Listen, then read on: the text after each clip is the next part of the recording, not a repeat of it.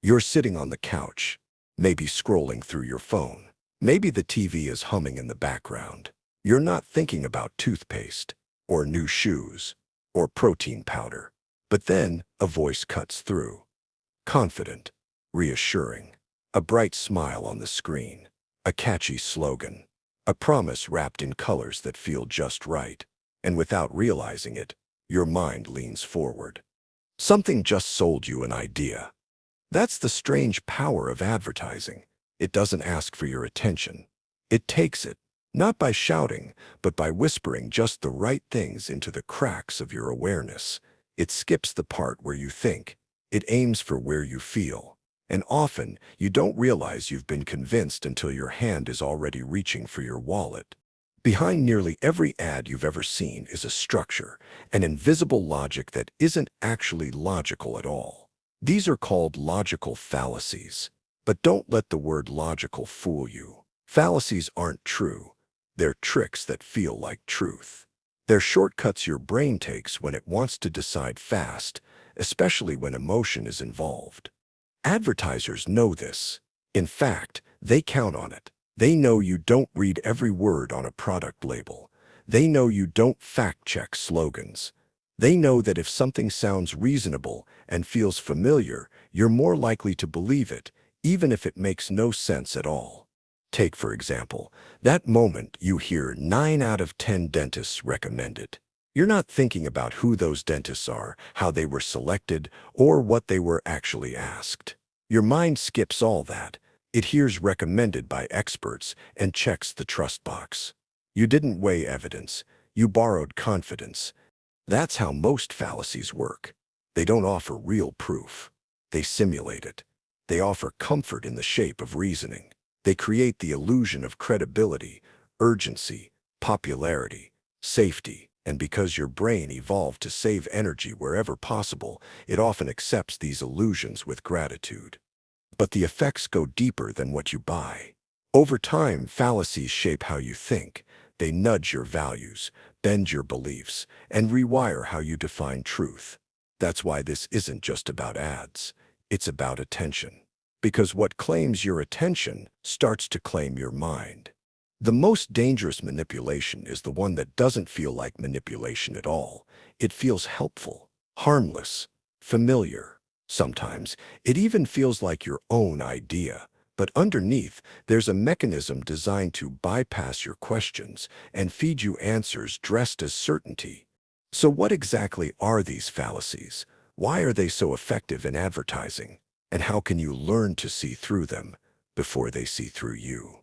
Let's begin with one of the most common, the one that slips past almost every filter. The one that says, "Don't think too hard because someone smarter already did." Let's talk about the expert trap. Appeal to authority because experts say so. It starts with a white coat, a title, a deep voice reading from a clipboard. Or maybe it's a celebrity in a lab, nodding seriously while holding a bottle of shampoo. It doesn't matter if they're an actual doctor. They just have to look like one. Because in advertising, authority doesn't need to be real. It just needs to feel real. This is the appeal to authority fallacy. One of the oldest, most effective tricks in the advertising world. It works by borrowing the trust you already give to experts, scientists, doctors, professionals, and redirecting it toward a product, even if the expert has nothing to do with it, even if the claims are vague, even if everything you're being told is carefully worded not to say anything concrete. It's not limited to science either. You see it when actors speak on political issues, when influencers give health advice, when someone famous endorses a watch, a mattress, a diet. You assume if they're well known, they must know what they're talking about. But that's the trick. You're not evaluating the message, you're surrendering to the messenger. Advertisers know that you're far less likely to question a product if you believe someone smarter, richer, or more experienced already did.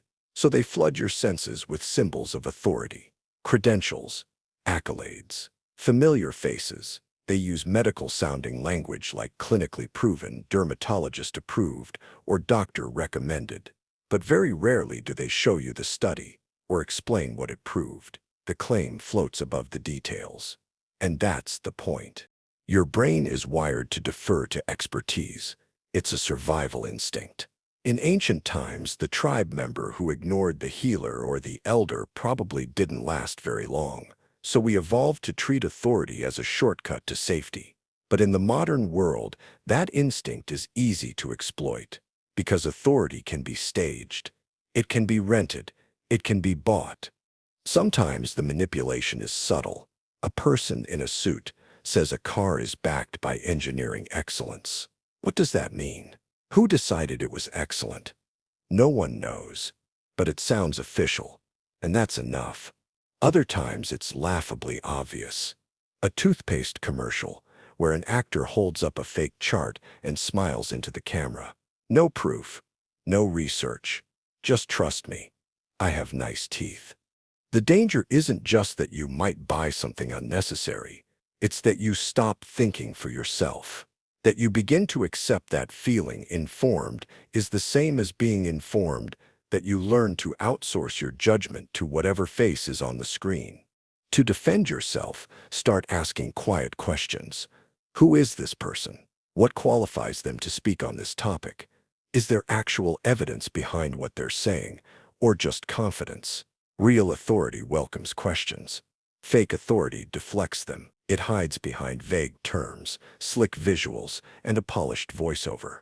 You don't have to be cynical, just curious, just aware, just awake enough to pause before you let someone else's title become your truth. And yet, even if you resist the expert's voice, there's another voice that might pull harder, a softer one. One that doesn't argue, it invites, it whispers that everyone else is doing it, that you're the only one left out, that whatever they're offering, you're already behind. Let's step into the crowd and listen. Because next comes a fallacy so familiar, it often feels like instinct itself. The bandwagon, the comfort of following the majority. Bandwagon effect. Everyone is buying it. It doesn't shout, it nudges. You walk past a store window. A small sticker says bestseller. Online, a product has 5,000 five-star reviews. A commercial opens with the phrase, "Join millions who've made the switch." No facts, no evidence, just momentum. Everyone else is doing it. Why aren't you? This is the bandwagon effect. A fallacy so quietly effective, it rarely feels like manipulation, because it doesn't tell you something is good.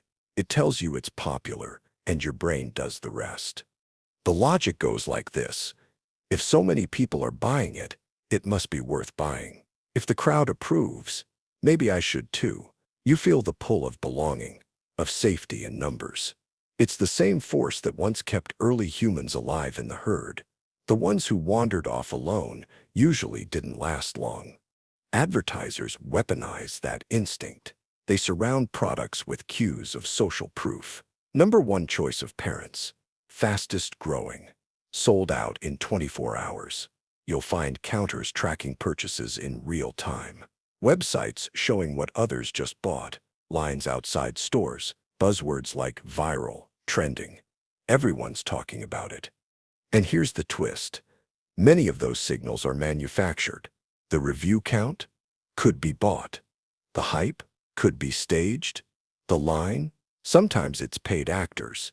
In some cases, the product hasn't even launched yet, but it's already a must-have. The bandwagon fallacy preys on your fear of missing out. It doesn't argue. It doesn't need to. It simply tells you the party has already started and you're not at it. It makes your hesitation feel foolish, your doubt feel lonely. The worst part? It works even when you know it's happening. Studies show that people rate a product higher if they believe it's popular, even when its actual quality is average. Just believing others like it makes you like it more. And advertisers count on that. So how do you defend yourself? You slow down. You pause the stampede. You ask, is this product good or just well marketed? You remind yourself that popularity is not proof. After all, millions believed in the flat earth. Millions followed bad ideas. Numbers alone aren't wisdom. You start to notice the tricks, the fake urgency, the manufactured scarcity, the testimonials that sound too polished. You begin to realize how many times you've said yes, not because you wanted to, but because it seemed like everyone else had already said yes for you.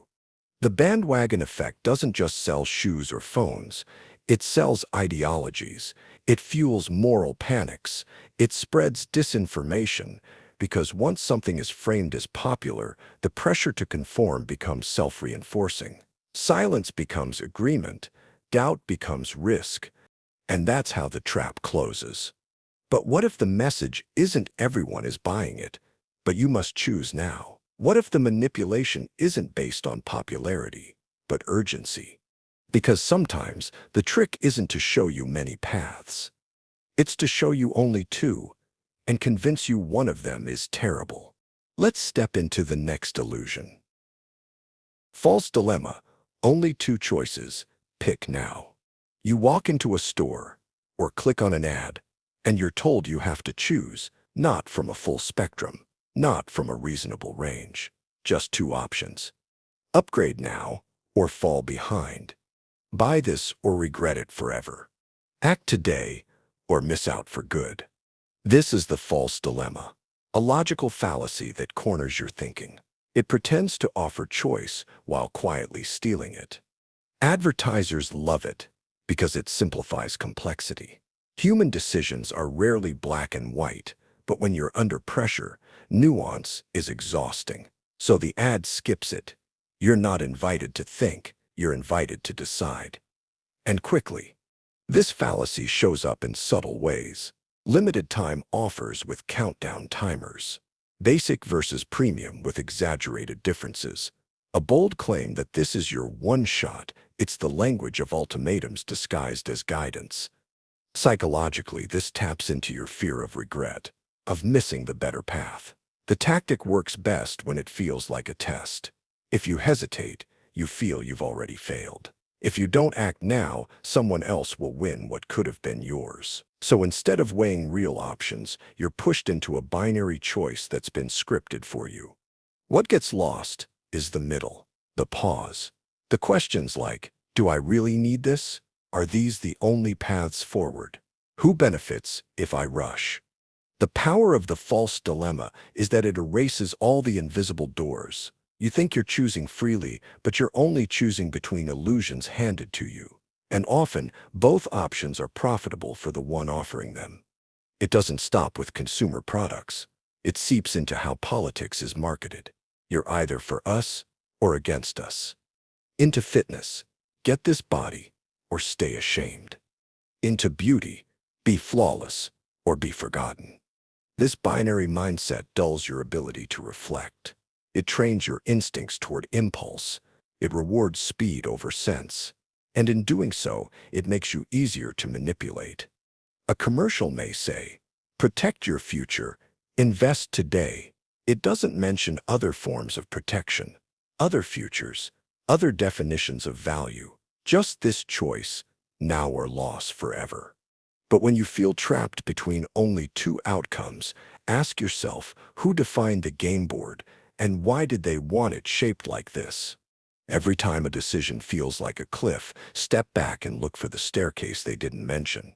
Still, not all traps are built with fake choices. Some are built with fear. Because when logic fails, fear remains. It hijacks reason. It short-circuits critical thinking, and marketers know this well. They don't always need to show you a better world. Sometimes they just need to whisper what could go wrong if you don't buy your way out. You're watching a commercial. A man lies in a hospital bed, surrounded by worried faces. The scene fades to a family sitting at a kitchen table, their smiles gone, papers scattered, bills, warnings, overdue notices. Then comes the voiceover. If the unexpected happens, will your loved ones be prepared? Appeal to fear. What happens if you don't buy? You might not remember the name of the insurance company being advertised, but you'll remember the tension. That's not an accident. That's the appeal to fear, one of the most effective tools in advertising, because it doesn't need to be logical. It only needs to feel urgent. This strategy is everywhere. Home security systems don't just show you features, they show you break-ins. Alarm companies don't talk about peace of mind, they talk about what happens when you don't have it.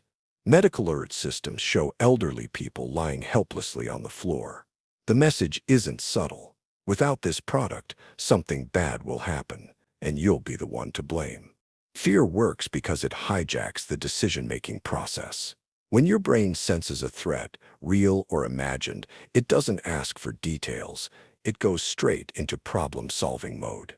Advertisers exploit this, not by offering value or benefit, but by positioning their product as a way to escape from anxiety. It's not about gaining something, it's about avoiding disaster.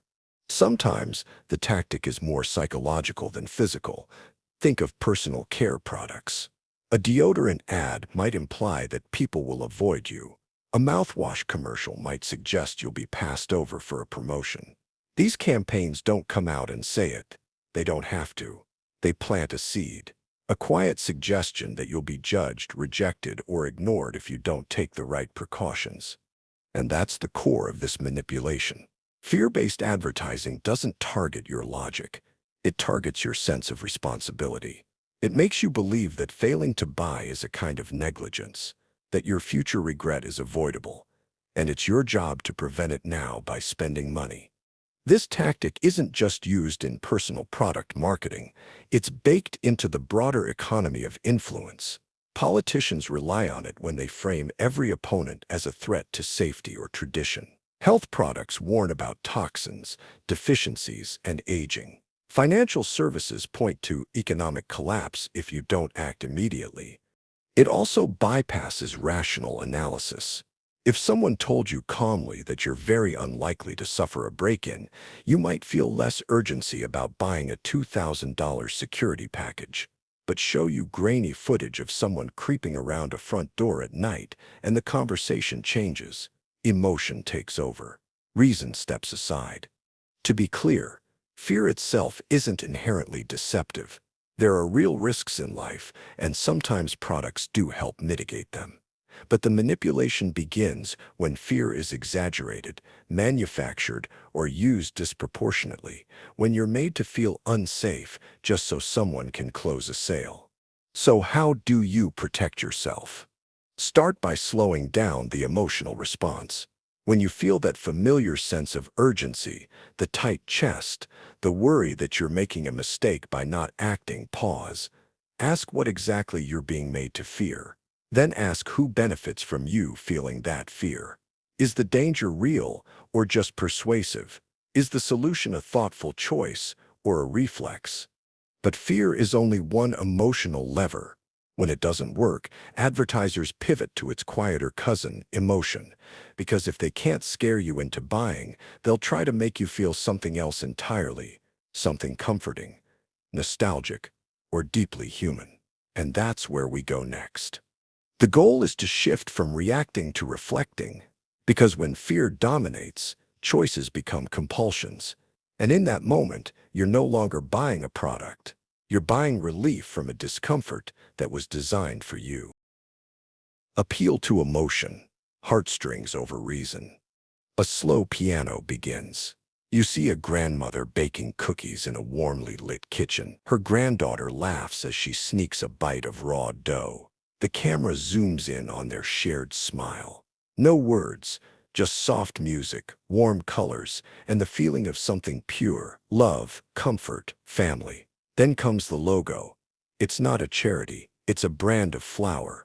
This is the appeal to emotion, and it's one of the most powerful and subtle tactics in advertising. It doesn't aim to convince your mind. It targets your feelings. You're not being shown technical specs, price comparisons, or scientific studies. You're being offered a story, a moment, a mood. And if that mood sticks to the product, logic becomes secondary. Unlike the appeal to fear, which activates urgency and anxiety, emotional appeals often operate through warmth, nostalgia, sadness, inspiration, or pride. They don't try to frighten you into buying. They try to make you feel connected, understood, even seen. It's the difference between buy this because you're in danger and buy this because it makes you who you are.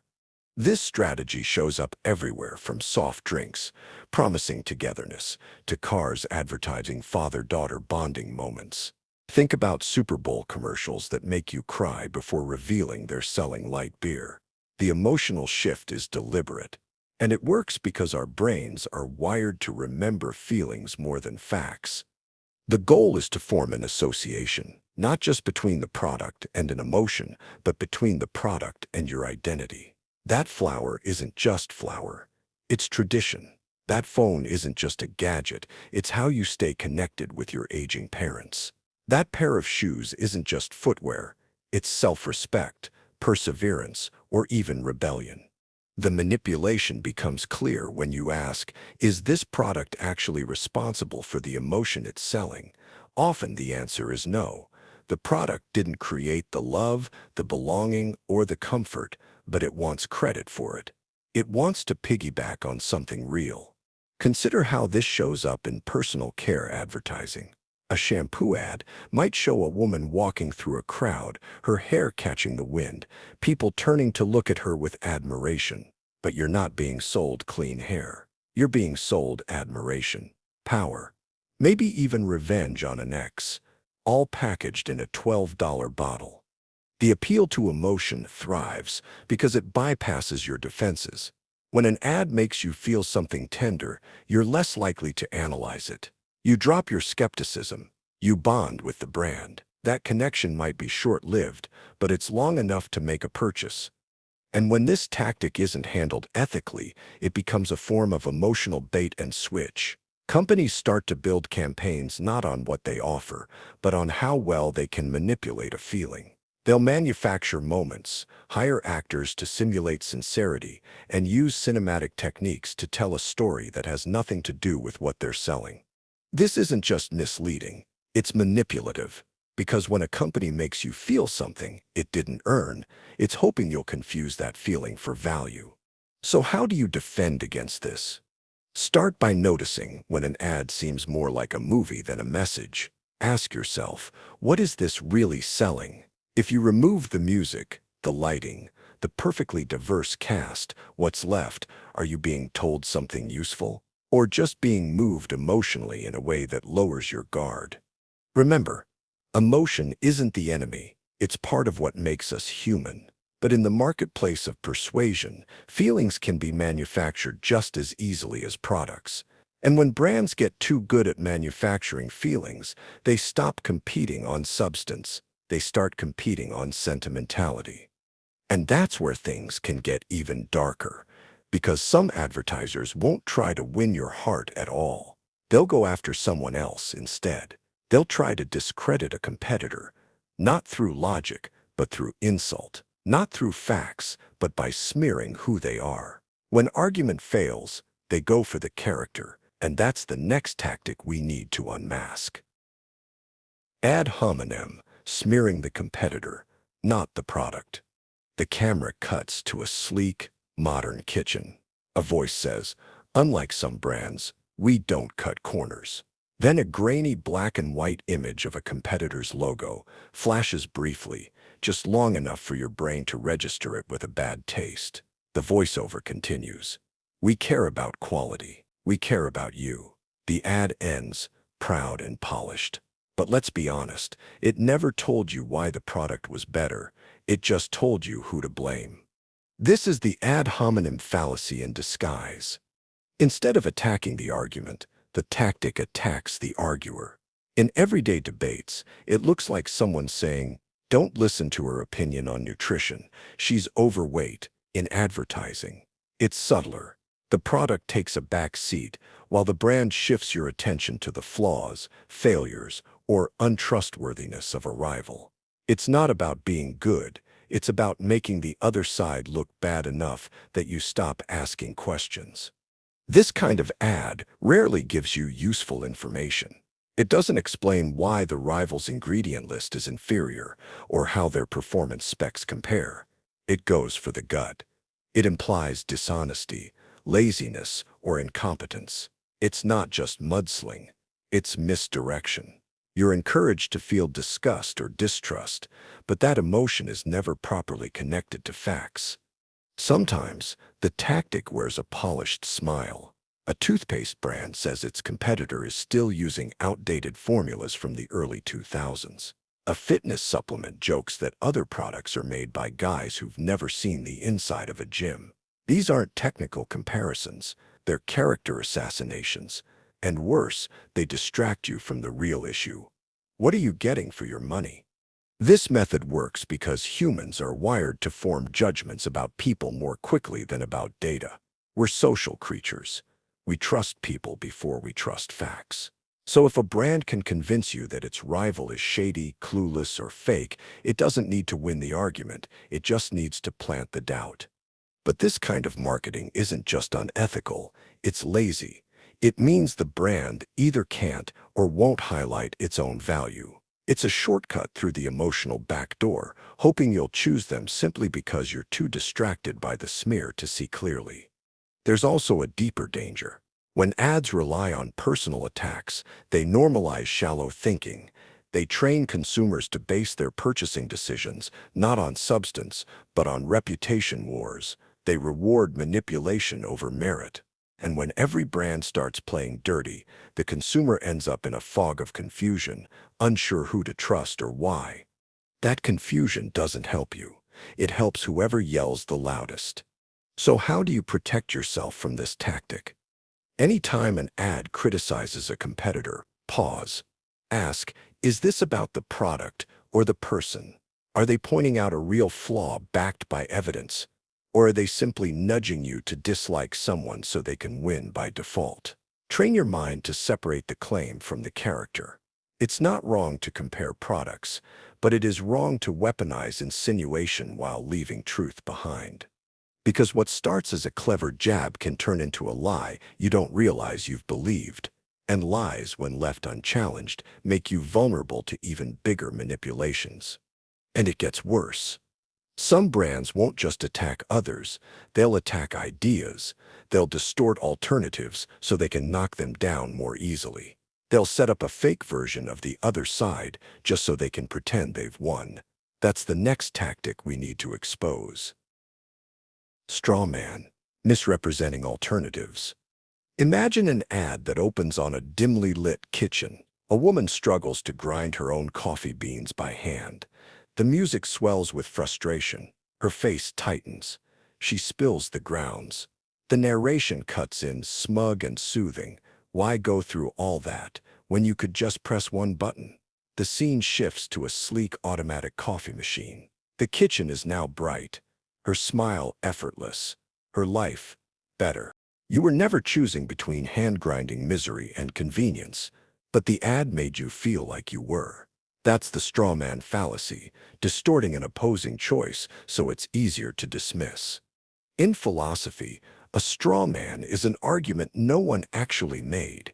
It's a version that's been twisted, oversimplified, exaggerated, or falsely represented so it can be knocked down with ease. In advertising, it's a narrative sleight of hand. Instead of explaining why their product is better, the brand builds a caricature of the alternative. They make it look slow, outdated, complicated, or even laughable. That way, you'll never question whether it was actually a decent option. And it's everywhere. A streaming service paints traditional TV as endless commercials and cable confusion, ignoring the millions who still enjoy scheduled programming and curated content. A skincare brand shows a woman applying 20 different serums in frustration until their all-in-one miracle cream appears like salvation. It's not about real alternatives. It's about inventing a problem they can heroically solve. But this isn't harmless exaggeration. It's manipulation masked as storytelling. Because the more you see the alternatives misrepresented, the more you absorb those misrepresentations as truth. You start to believe that other brands are clunky, ineffective, or stupid. You lose sight of nuance. You're nudged into binary thinking. Their product equals smart. Everything else equals dumb. And the danger of this isn't just a bad purchase, it's a bad habit of thought. Straw man ads train your brain to stop asking deeper questions. They condition you to react to symbols instead of substance. And once you stop examining the complexity of real alternatives, you become easy to persuade, easy to sell to, easy to deceive. That's how influence creeps in. Worse, these tactics often silence innovation. By mocking or misrepresenting different ideas, strawman ads discourage risk. They make bold, new alternatives seem absurd before they're ever considered. It's not just about winning you over, it's about narrowing the range of acceptable thought.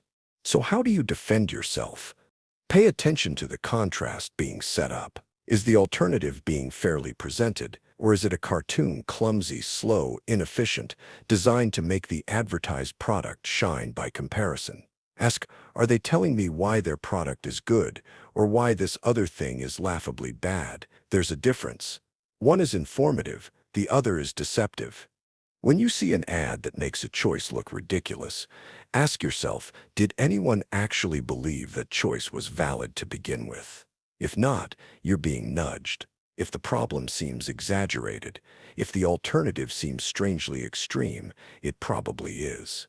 You're not seeing truth. You're seeing a scarecrow in a field built by marketers.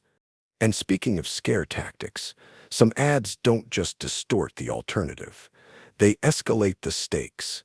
They say, miss this deal and your whole life might unravel. They turn hesitation into doom, a delay into disaster. That's not just exaggeration. It's psychological warfare. Slippery slope. Miss this, ruin everything. An ad opens on a frazzled father sitting at his kitchen table. His child is struggling with homework. The father sighs, defeated. Then cue dramatic music, text flashes on the screen.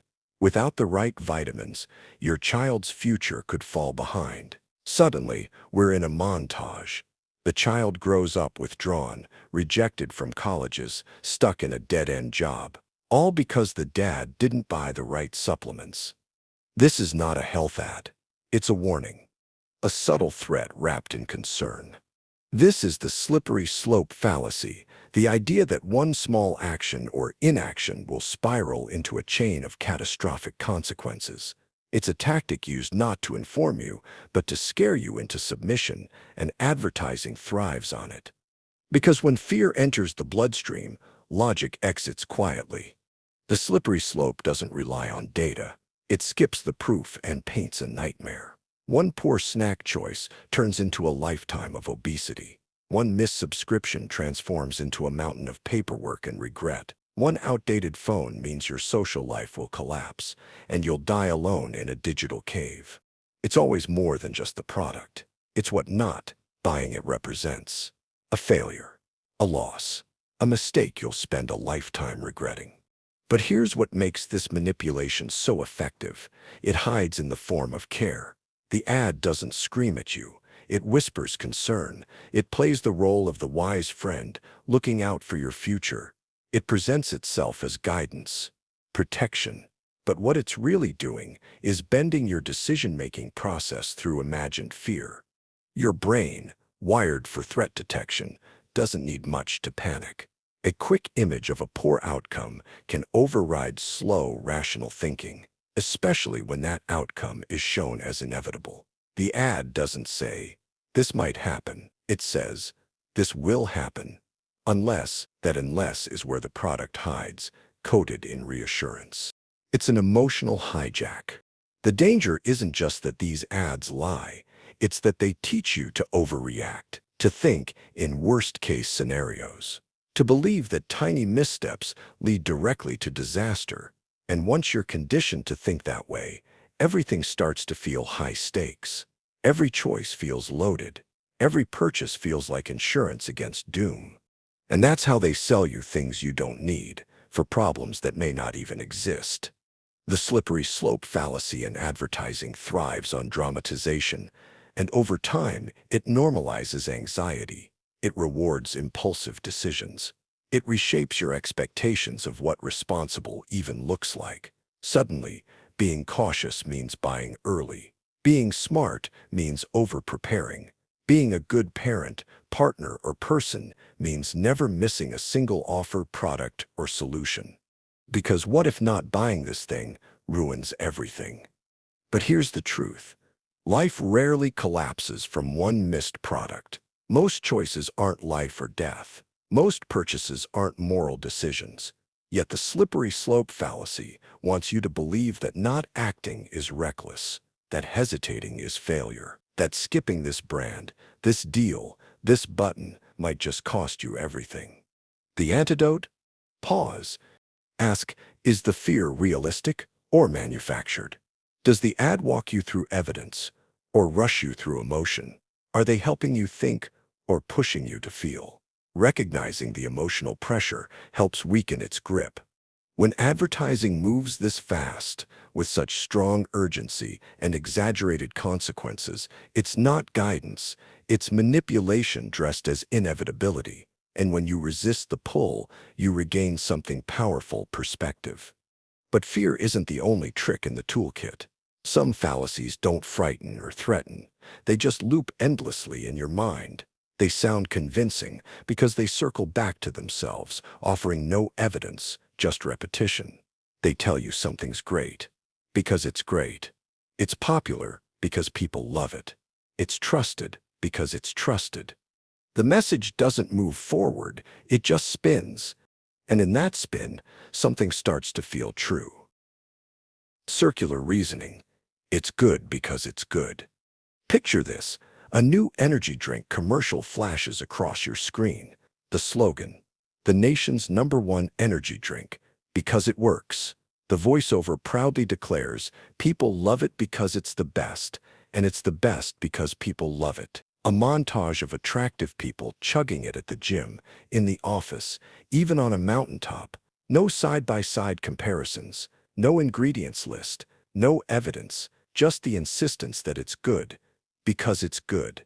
This is the circular reasoning fallacy. And it might be the most common lie in advertising you never noticed. Circular reasoning happens when the conclusion is simply a restatement of the premise. It's like saying, this product is amazing because it's amazing, or this is popular because people buy it, and people buy it because it's popular. There's no real proof, just a feedback loop that pretends to be logic. Why does it work? Because it creates confidence. In a world full of uncertain claims, circular reasoning sounds sure of itself. It doesn't stutter. It doesn't pause. It repeats loudly and proudly. That confidence tricks your brain into assuming there must be something behind the claim. After all, would they say it so boldly if it weren't true? Advertising loves this fallacy because it's self-perpetuating. If they can get a few people to believe the loop, then those people become evidence of the loop. They post reviews. They talk to friends. They repeat the slogan. Before long, the circle tightens. What once needed advertising now sustains itself on repetition. You see this all over the place. This skincare brand is trusted because it's trustworthy. This phone is innovative because it leads innovation.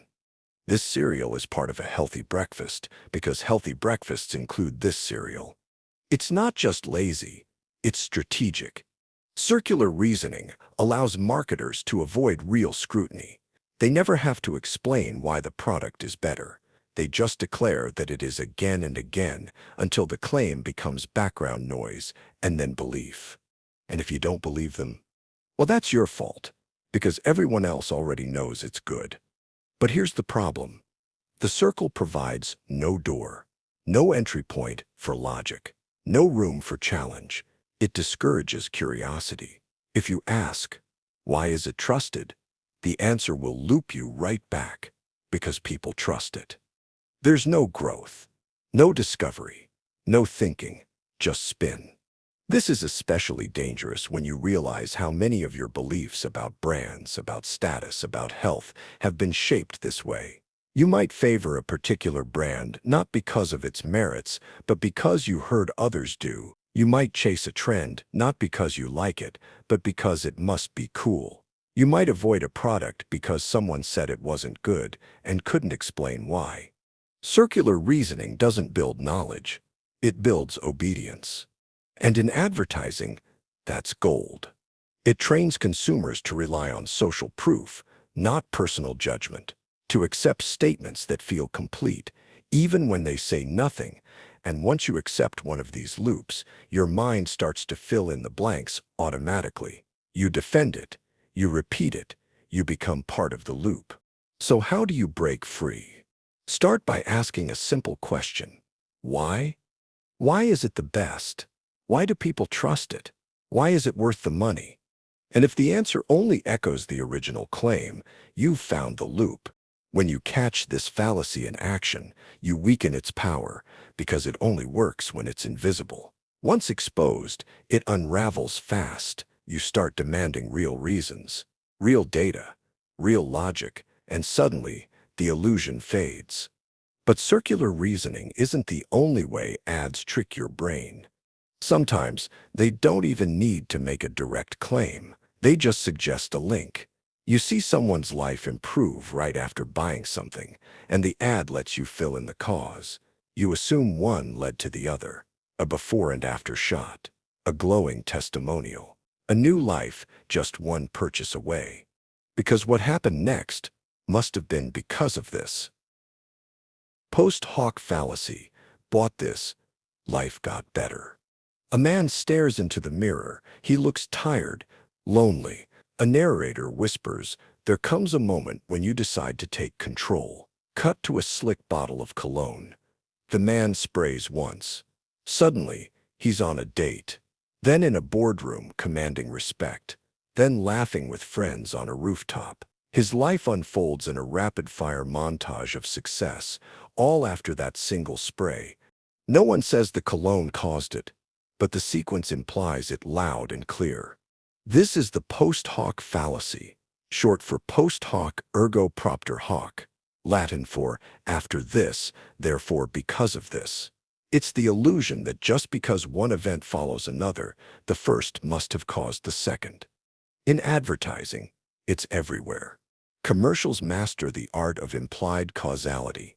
They don't need scientific proof, they just need a timeline. Before the product, sadness, failure, boredom. After the product, confidence, romance, power. The transformation looks undeniable because it's staged that way. And the human brain loves stories. We're wired to seek patterns and causes. We hate randomness.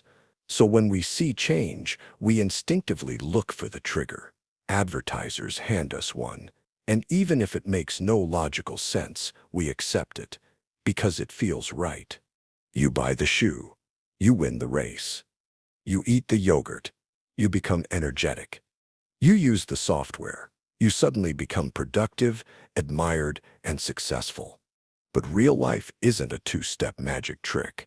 Most improvements take time, multiple variables, hard work. The ad just edits that out. This fallacy doesn't just manipulate, it simplifies. It strips away complexity and sells you a shortcut. You don't need discipline or strategy or change. Just buy this and watch your life change too. It's dangerous because it shifts credit. Suddenly, that promotion wasn't earned. It was because of the brand new suit. The compliments weren't for your character. They were for your teeth-whitening strips. It removes you from the equation. And it gets worse. Because if the product doesn't work, the fallacy turns on you. Maybe you didn't spray enough. Maybe you weren't confident enough after using it. Maybe the cologne works for real men. You become the failure, not the product. The illusion is protected. Here's another twist. The post hoc fallacy works both ways. It's not just about making you think a product caused success. It can also convince you that not having it caused failure. You didn't land the job? Maybe it's because you didn't wear the right brand. Your child isn't excelling? Maybe it's because you didn't buy the latest educational toy. Your home doesn't feel like a sanctuary. You must not have the right scent diffuser. Advertisers create these false cause-effect narratives to insert themselves between you and your goals. They want to be the missing piece, the final push, the one thing you forgot to buy. But causation isn't that clean. Life is complex, and your transformation can't be bought in a bottle. Still, the fallacy slips in under your radar. It hides in testimonials, in reviews, in influencers telling you, "This changed my life." You don't see the dozens of other things that may have contributed. You just see the cause they've packaged for you. To break free, learn to question timing. When you hear a story of change, ask what else changed? What else was happening? Correlation isn't causation, and products aren't magic wands. Next time an ad shows you a tidy before and after, look at what it's leaving out, what it's asking you to assume, what leap it's sneaking past your logic. Because once you notice the trick, the magic fades. But advertisers are prepared for that too. When logic fails, they'll simply shift your focus. They'll distract you with sparkle, humor, nostalgia, anything to keep you from thinking too hard. And that's when they pull out their next trick. Red herring, distracting you with irrelevance. A family sits down for dinner in a spotless kitchen. Laughter echoes. A dog wags its tail. The table is set with elegance, and the air is warm with joy. Then, in the final few seconds of the ad, a cleaning product is placed neatly on the counter. For homes that feel like home, the voiceover says, "You weren't sold the product. You were sold the feeling." And the product just happened to be there. This is the red herring fallacy in action, a deliberate diversion from the core issue. In logic, a red herring is an irrelevant clue meant to throw you off the scent. In advertising, it's when you're shown one thing to distract from the lack of something else, usually evidence, reasoning, or actual value. Advertisers use this all the time, because when they don't have something meaningful to say about the product, they say something emotionally compelling about something else, and hope you don't notice. They'll show you a soldier coming home, a child's birthday party, a tearful reunion, a sunset, a famous face. None of these things have anything to do with the product, but they're powerful. They hijack your emotions, lower your defenses, and plant a positive association. Why? Because you remember how something made you feel, not why you felt it. You associate the cleaning product with family warmth, the car brand with youthful freedom, the insurance company with loyalty and trust. Even if the ad never explained coverage, safety, or cost, the logic didn't land. But the feeling did. That's the trick. Red herrings aren't lies. They're misdirections. They say, "Look over here," just as you start to ask a real question about quality, about ingredients, about side effects, about truth. And when you're busy feeling, you're not thinking. Consider beauty commercials. You're not told what's in the lotion. You're shown a slow-motion shot of a woman dancing in the rain, her skin glowing, her joy contagious. A narrator whispers about renewal, vitality, and finding yourself. Nothing specific, just beautifully irrelevant. Or political ads. You're shown grainy footage of chaos, then a flag waving, then a promise. No solutions, no data, just symbols. That's not a plan. It's a red herring in red, white, and blue.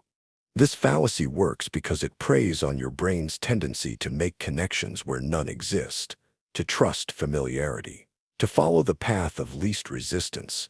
When the ad feels right, your brain assumes it must be right, even if nothing was said. But if you look closer, you'll see the cracks. The product barely appears. Claims are vague, benefits are unmeasurable. And you've been emotionally detoured from asking, does this actually work? Is this worth my money? So how do you defend yourself? Start by noticing what isn't said. Ask, did they actually tell me anything, or just make me feel something? Next, separate the message from the mood. Try muting the ad. Watch it without music or narration. Suddenly, it's clearer. The product is just there, surrounded by noise, wrapped in nostalgia, or family, or nature, but not truth. Red herrings thrive in chaos, in distraction, in music swells and fast cuts and celebrity cameos, but clarity kills them. The moment you ask, what's this really about? they vanish. And advertisers know that, which is why when distraction starts to fail, they'll shift tactics, they'll lean into stories, real stories, a happy customer, a before and after, a transformation so striking, it must be true. That's when they reach for their next fallacy, one that takes a single moment, a single voice, a single smile, and turns it into proof. Hasty generalization. One success story means it works. The screen fades from black. A woman appears, beaming. She used to struggle. Her skin was dull. Her life was stressful. Her confidence low. But then she found this miracle serum. Now she glows. She radiates joy. Her career has improved. She's even sleeping better. This is not skincare. This is salvation, bottled and sold. And it's all thanks to one person's story. Welcome to the world of hasty generalization, where a single anecdote is stretched into a universal truth. It's one of advertising's favorite tricks because it feels real, it feels human. You're not being lectured, you're being confided in. You're not shown data, you're given a face, a voice, a tear, a smile. But emotional truth is not the same as factual truth. When an ad uses one person's success as proof that a product works, it bypasses rigorous evidence, no studies, no variables, just a single outcome presented as destiny, as if one story should become your story too. The logic is seductive. If she got results, why wouldn't you? Because we are wired for stories, our brains evolved to learn through narrative. It's why testimonials land harder than charts. Why before and after photos speak louder than fine print, and why this fallacy is so powerful. But it's also dangerous. Hasty generalization ignores complexity. It ignores context. It cherry-picks results and paints them as inevitable. And it hides all the people who didn't improve, didn't get the job, didn't lose weight or gain confidence, because those stories don't sell. When a supplement ad shows one man shedding 50 pounds, they don't mention the thousands who saw no change. When a tutoring program features one child jumping 3 grade levels, they don't tell you about the students who stayed exactly where they were. That's not lying. That's selective framing. And it's manipulation by omission. In science, we'd call that bad data. In marketing, it's called testimonial. And here's the catch. The people in those ads may be telling the truth. They may really have seen results. But a truth for one is not a truth for all, especially when no one tells you how many others tried and failed. Now add music. Add slow motion. Add a soft voice saying, "It worked for me." Suddenly, your critical thinking slips. You begin to imagine yourself in their shoes. The ad doesn't need to prove anything. It only needs to imply it. And once that seed is planted, that someone somewhere found success, your brain starts to close the loop. You fill in the missing logic yourself. Maybe this is the answer I've been looking for. But let's ask a harder question. Why are they showing you this one person? Why not a randomized trial, a product breakdown, a transparent review of side effects? Because those things require nuance, effort, accountability. But an anecdote, it's clean, it's emotional, and it's fast. This is the speed of a hasty generalization. One smile, one change, one sale. So what do you do? First, slow down. Ask, is this person's experience typical or exceptional? Look for disclaimers in fine print. Results may vary, based on a limited study. If they even exist, that's your red flag. And dig deeper. Does the company share failure rates, long-term effects, refund statistics, or just hand-picked stories that paint a fantasy? Because fantasy sells, but it doesn't serve you. Being aware of this fallacy trains your brain to separate inspiration from evidence. It teaches you to appreciate a story without surrendering to it. And that balance between empathy and logic is your defense. But what happens when an ad isn't content with just showing a success story? What if it goes further? What if it tells you that real people choose this brand, that true fans stick with it, and that anyone who doesn't just doesn't get it? That's not just persuasion. That's identity pressure. And it leads straight into a fallacy that doesn't just question your logic, it questions who you are. No true Scotsman. Real consumers choose us. The ad opens with a familiar line. If you really cared about your health, you'd be using our product by now.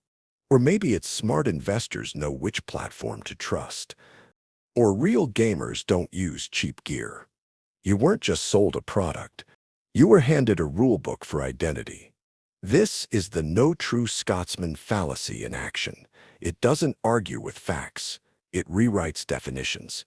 It draws a circle around the real consumer, then tells you you're not inside it yet. The name comes from a famous philosophical example. Imagine someone says, "No Scotsman puts sugar on his porridge." You respond, "But my Uncle Angus is a Scotsman, and he does." And they reply, "Well, no true Scotsman would do that." In other words, if someone doesn't fit the image, they get redefined out of the category. Advertising uses this trick constantly because it's not trying to change your opinion, it's trying to change who you think you are. Think about it. Real moms use organic diapers. True professionals choose X brand. Only amateurs settle for less. These are not product descriptions. They are identity assignments. The brand doesn't prove it's good. It declares it's the choice of people who matter. And if you don't use it, you're not one of them. It works because humans crave belonging. We want to be seen as loyal, smart, caring, competent, whatever fits our self-image. The no true Scotsman fallacy hijacks this drive and attaches it to a purchase. Suddenly, rejecting a product feels like rejecting an identity. And worse, being rejected by it. The logic is circular. If you were a real artist, you'd use this pen. And if you don't, you're no real artist. That's not proof. That's exclusion disguised as logic.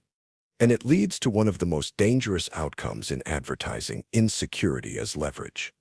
You don't want to seem like the clueless dad who doesn't know which snack is organic, or the outdated teen who uses last year's phone. So you conform, not because the product is better, but because the label it gives you feels safer. Brands know this. They deliberately create categories with high emotional stakes. You're not buying a backpack, you're buying adventurer status. You're not switching toothpaste, you're signaling you're a better parent. The message is always, if you were really the kind of person you say you are, you'd already be with us. But here's the trick, the category is rigged. They define real in a way that excludes everyone but their customer. And since you want to belong, you start changing, not your taste, but your identity, to fit in.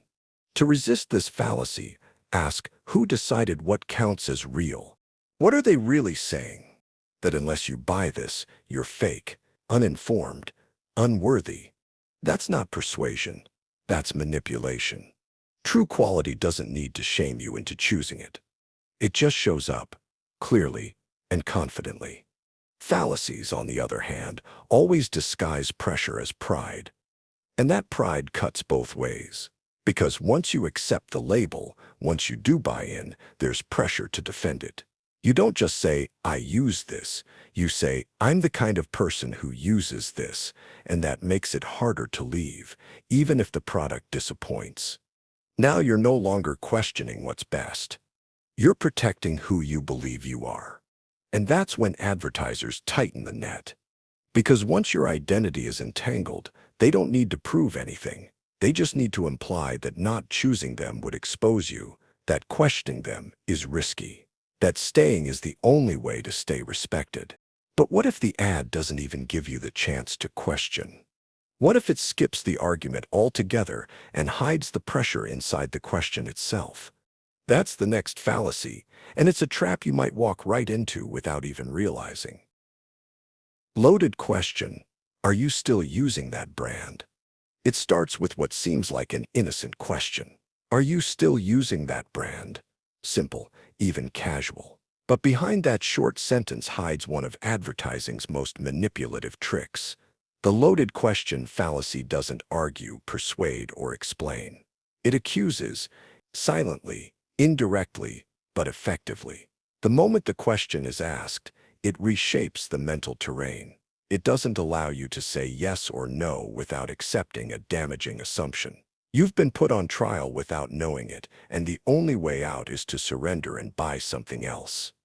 In advertising, loaded questions are used to make you feel like you've fallen behind, that your choice is outdated, that if you were paying attention, you would have already upgraded. The question is rarely about the product itself.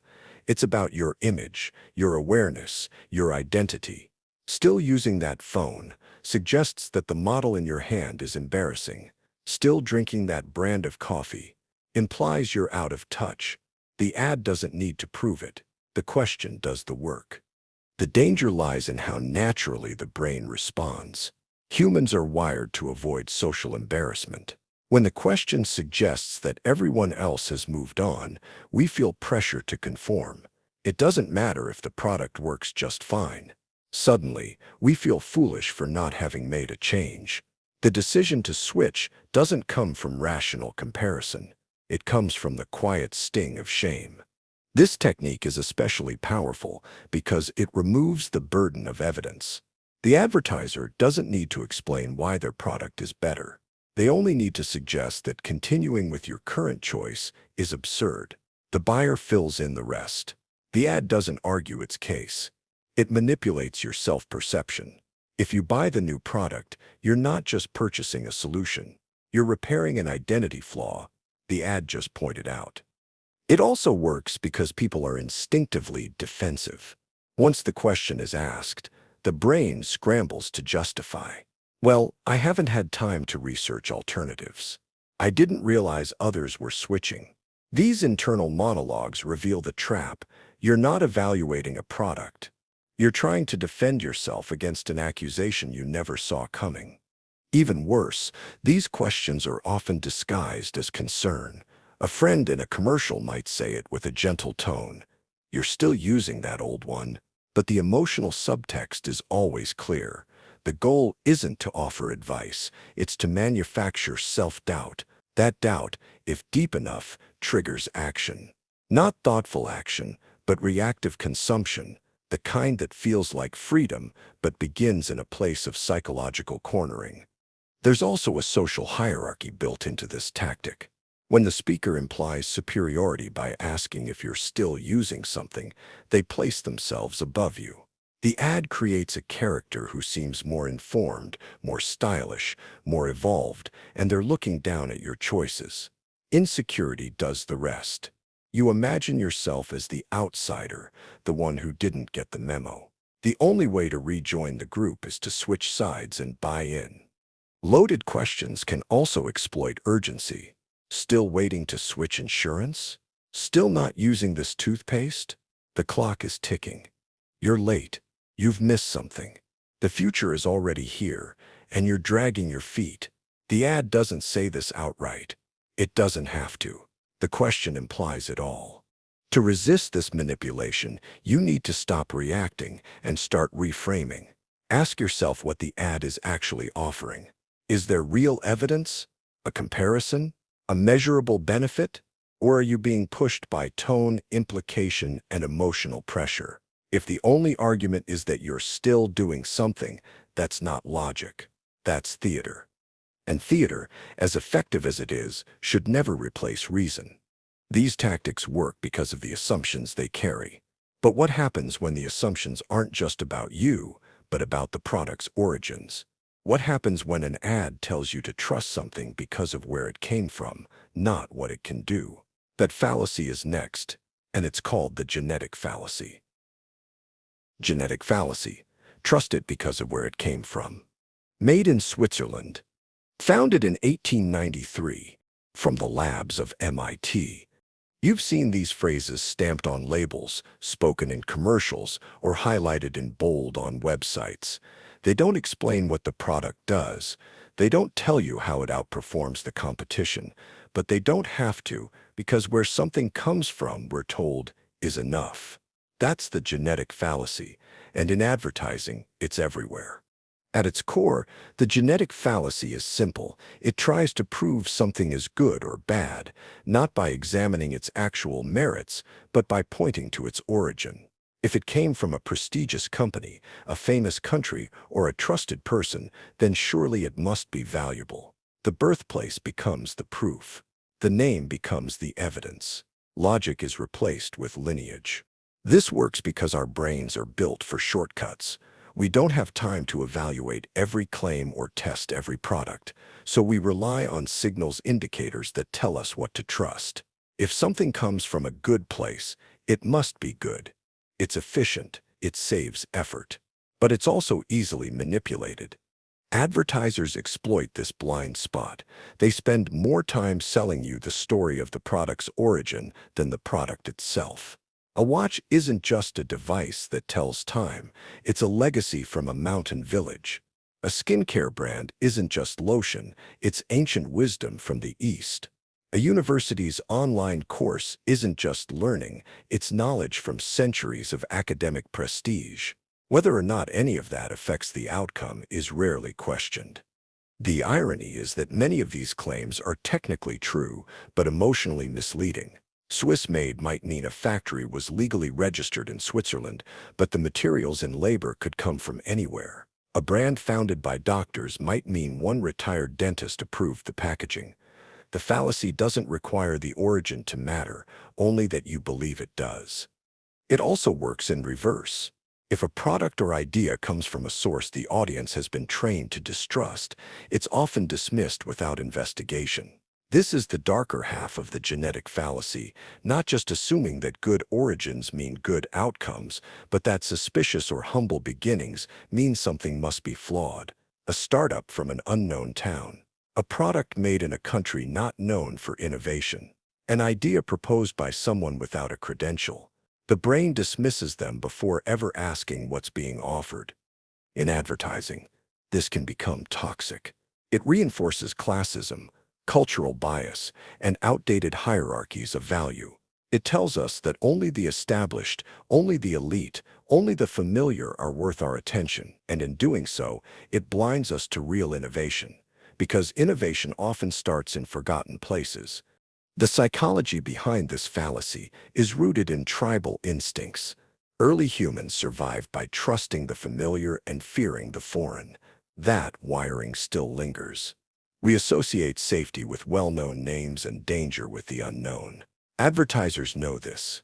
They use it to paint their products with the colors of legacy, expertise, or location, even if those attributes are superficial.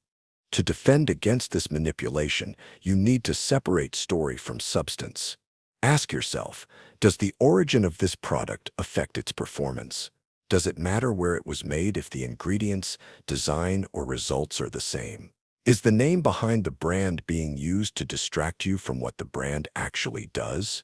Marketing wants to seduce you with a sense of security, but security built on origin alone is fragile. The real test of value is not where something comes from, but what it does when it reaches your hands. Because the next trick will try to confuse that boundary even more. Instead of focusing on the product's origin, it shifts your attention to a single impressive detail and asks you to believe the entire thing must be great. One part becomes a stand-in for the whole. This is the composition fallacy, and it's quietly powerful. Composition fallacy. If the part's good, the whole is great. One ingredient is organic. One celebrity endorses it. One feature wins an award. That's all it takes. Suddenly, the entire product is framed as exceptional. The toothpaste must be revolutionary because it contains clinically proven enzymes. The protein bar must be the healthiest option because one ingredient is sourced from a Himalayan valley. The laptop must be elite because it uses military-grade aluminum. These are not full stories. They are fragments dressed as evidence, and they are everywhere. This is the composition fallacy. It occurs when we assume that what is true of a part must be true of the whole. And in advertising, it's one of the most effective tools for manufacturing trust. Take a moment to look at how product packaging is designed. You'll often find a single highlighted feature in large, bold letters, now with added collagen powered by Intel, real leather accents. It doesn't matter what the rest of the product is made of. One good part is used to vouch for the entire system. That's not persuasion through comprehensive quality. It's manipulation through selective focus. The psychology behind this fallacy is rooted in our preference for coherence. The human brain doesn't like contradiction. If one part of something is admirable, we want the rest to match. This is why a luxury car with fine leather seats feels fast, even if you haven't looked at the engine. It's why a smoothie with one superfood ingredient seems healthier, even if it's loaded with sugar. We mentally smooth over inconsistencies to maintain a sense of harmony. Advertisers count on this. This fallacy is especially dangerous because it often hides behind technical truths. Yes, that snack may contain omega-3, but it's also packed with preservatives. Yes, the headphones use high-end drivers, but the casing and design compromise durability. The partial truth becomes a decoy, drawing your attention away from everything else. Composition fallacies are also used in endorsements. If a famous chef recommends one menu item at a chain restaurant, the impression is that the whole menu is gourmet. If a celebrity praises one feature in a commercial, we subconsciously extend that credibility to the entire brand. But expertise in one area doesn't automatically transfer across the board. A single strength doesn't guarantee consistent excellence. And that's what this fallacy steals from you: discernment. It takes away your ability to judge things on their actual complete merits. It flattens nuance. It silences the question, what about the rest? The goal isn't to inform you, it's to create a shortcut. A shortcut that leads you to believe the whole castle is sturdy because one brick is solid gold. Once you become aware of this tactic, the manipulation starts to lose power. You begin to ask, is this product being sold for what it is, or for one shiny piece of it? What's being left out of the picture? What's hiding behind the spotlighted feature? It's tempting to believe in wholeness, but good advertising knows how to exploit that temptation. By understanding how this fallacy works, you can reframe your attention, pulling back from the close-up and looking at the entire structure. Yet what happens when this logic runs in the opposite direction? If advertisers can use one good piece to sell you the whole, they can also use the overall image of quality to convince you that every small detail is flawless. That's the mirror image of this fallacy, and it's just as persuasive. That's what we'll explore next. Division fallacy. If it's good overall, every piece is perfect. The packaging is clean, the brand is trusted, and the reviews are glowing. So you assume everything inside must be excellent. That's the division fallacy in action, the mistaken belief that if the whole is good, every part of it must be too. You buy an expensive skincare line because the serum worked wonders, but the toner irritates your skin. You stick with the line anyway, trusting the brand's reputation. You purchase a top-rated mattress and assume the pillows must be equally engineered. They're not. You sign up for a premium subscription because one feature amazed you, then realize most features are filler. But something in your mind resists that realization. In advertising, the division fallacy works like a reverse illusion. It wraps individual elements in the aura of the whole. A company promotes its sustainability efforts, so you assume every product is eco-friendly. A fast food chain releases one low-calorie meal, and you subconsciously apply that health halo to everything on the menu. The overall image acts like a fog, blurring the details you should be questioning. Brands know how to build that image. They invest in sleek design, careful language, and flagship products that make bold promises. These set the tone. Once the tone is set, the rest of the product line or service offering basks in that glow. Consumers start treating the brand like a personality. If the brand is honest, each offering must be honest. If the brand is high-end, even the cheapest product feels premium by association. But this logic doesn't hold up in real life.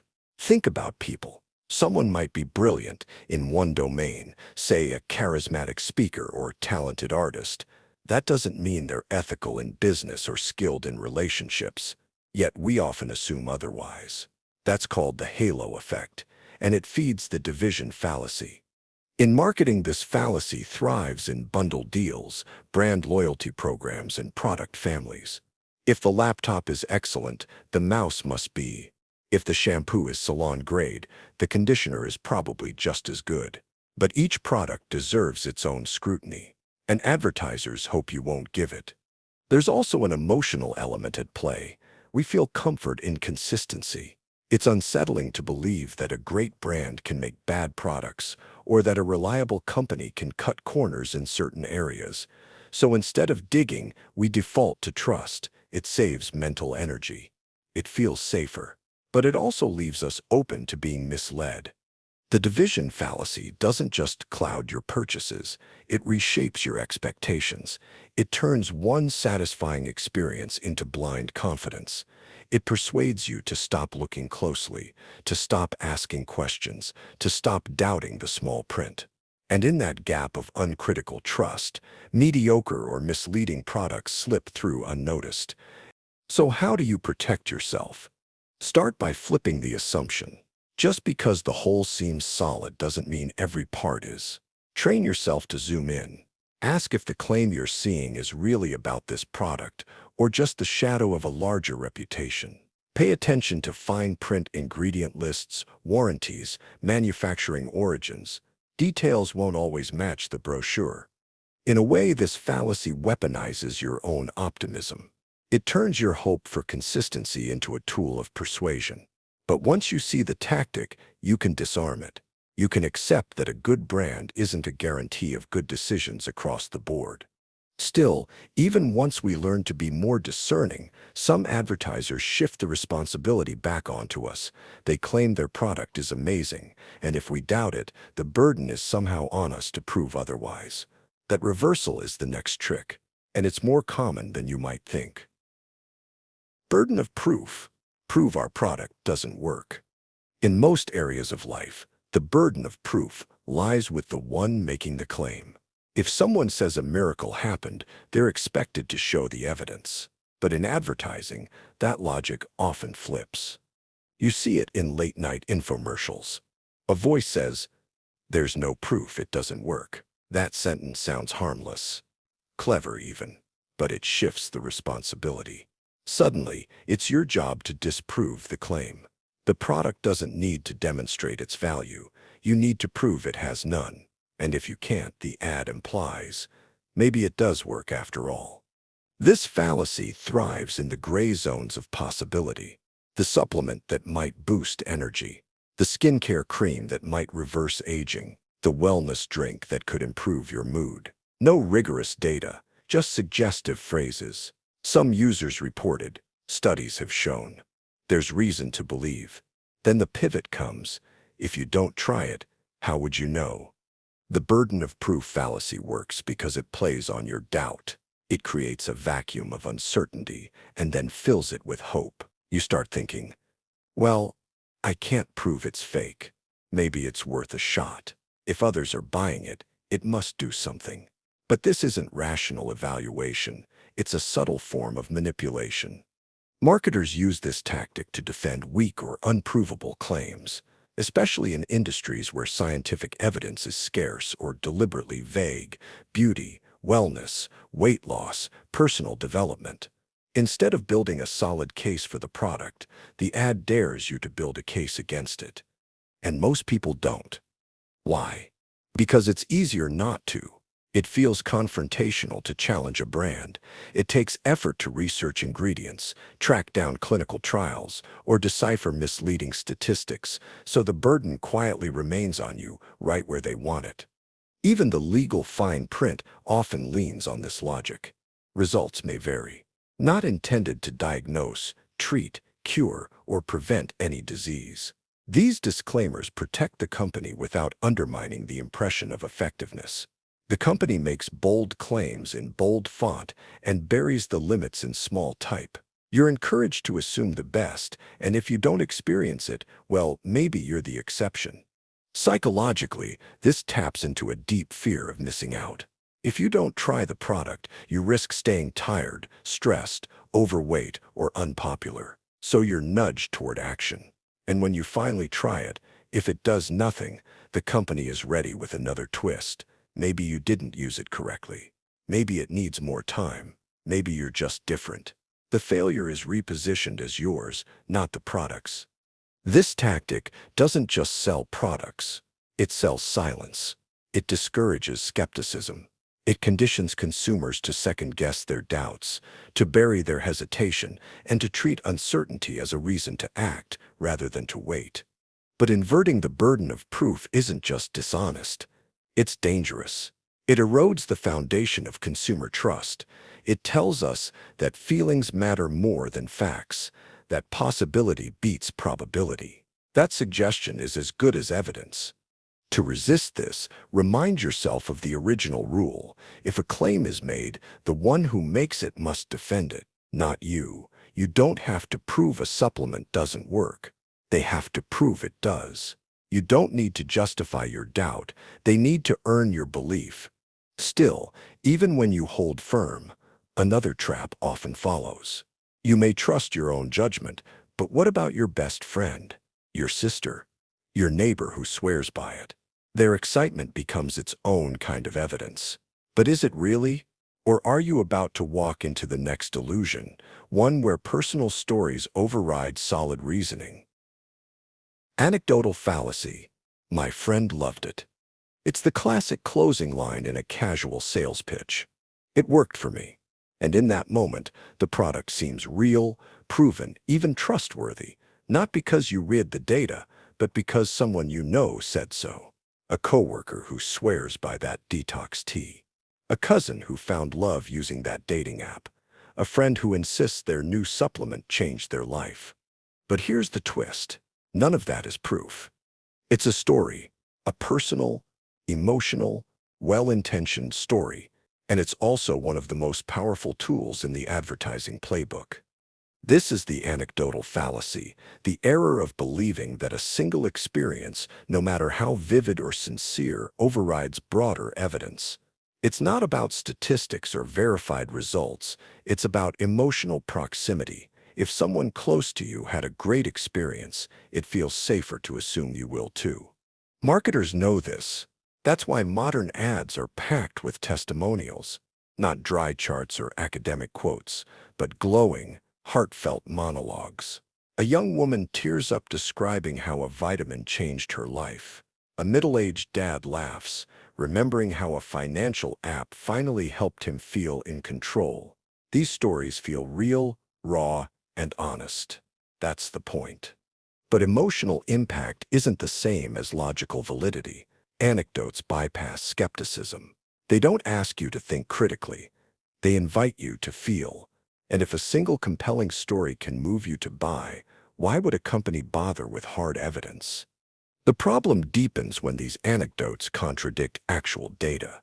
A skincare product might show no statistical improvement across hundreds of users, but one person glows with pride saying it reversed their wrinkles. A diet plan with no long-term success rate features someone proudly announcing they lost 10 pounds in 10 days.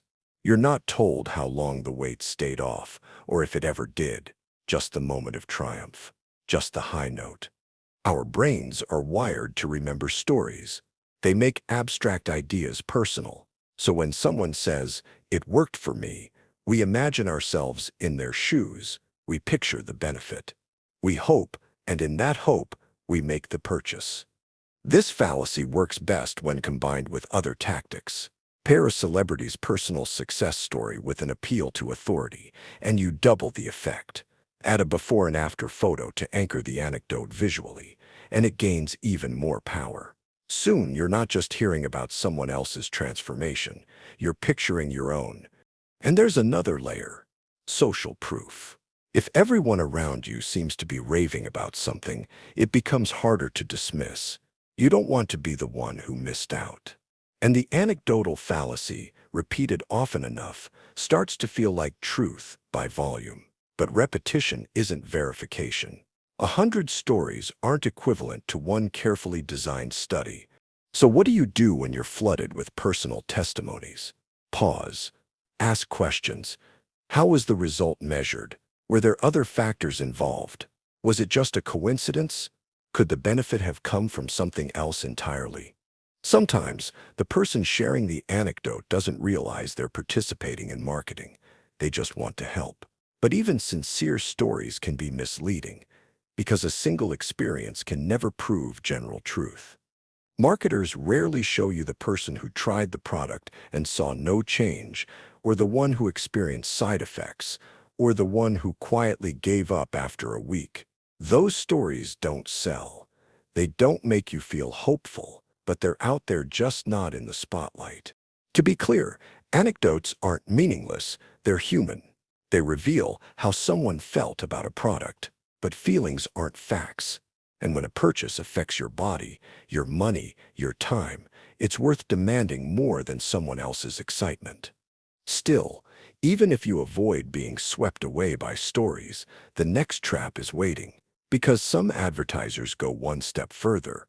They don't even need a story, just a lack of disproof. They turn silence into evidence, uncertainty into persuasion. And if no one's proven the product doesn't work, then maybe, just maybe, you should buy it. Appeal to ignorance. No one's proved it doesn't work. There's a special kind of confidence that only uncertainty can create. Picture the commercial. A pill promising sharper memory. No clinical studies are shown. No medical endorsements appear, but there's a calm, persuasive voiceover that says, "There is no evidence this product doesn't work." At first glance, that sounds like a green light. After all, if no one has proven it false, maybe it's true, right? This is the appeal to ignorance, and it's one of the slipperiest fallacies in advertising. It takes the absence of disproof and twists it into a kind of proof. It weaponizes uncertainty. If no one can show that the claims are wrong, then it must be safe to believe they're right. This isn't just misleading, it's deeply manipulative. We like to think we're skeptical, that we ask hard questions before we buy. But when someone tells us something might be true and no one has officially ruled it out, it gives our brains permission to believe. Especially if the outcome is desirable, especially if we want it to work. And marketers know that. Instead of saying, "This supplement is proven to enhance your mood," which would require actual science, they say, "There is no evidence this supplement doesn't enhance your mood." See the difference? One statement makes a claim. The other shifts the burden onto you. You prove it doesn't work. It's a trap. Because proving a negative, especially in complex domains like health or psychology, is often impossible.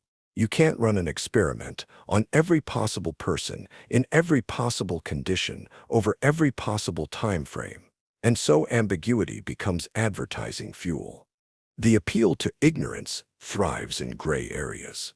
Alternative health, anti-aging products, brain performance enhancers, weight loss shortcuts, devices that claim to balance your energy fields.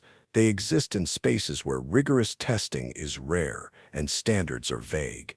In those arenas, no proof it doesn't work is more than enough to justify selling it. It also shows up in implied language, used by thousands, trusted by many. There's nothing to lose. These phrases make no explicit claims, but their lack of contradiction is designed to lull you into acceptance. And it works. Part of the problem lies in how the human brain processes uncertainty. We are uncomfortable with the unknown, so we fill in the blanks. We assume intention where there is none, meaning where there is mystery, and truth where there is silence. If no alarm is sounding, then everything must be fine. This fallacy also plays off our internal narrative.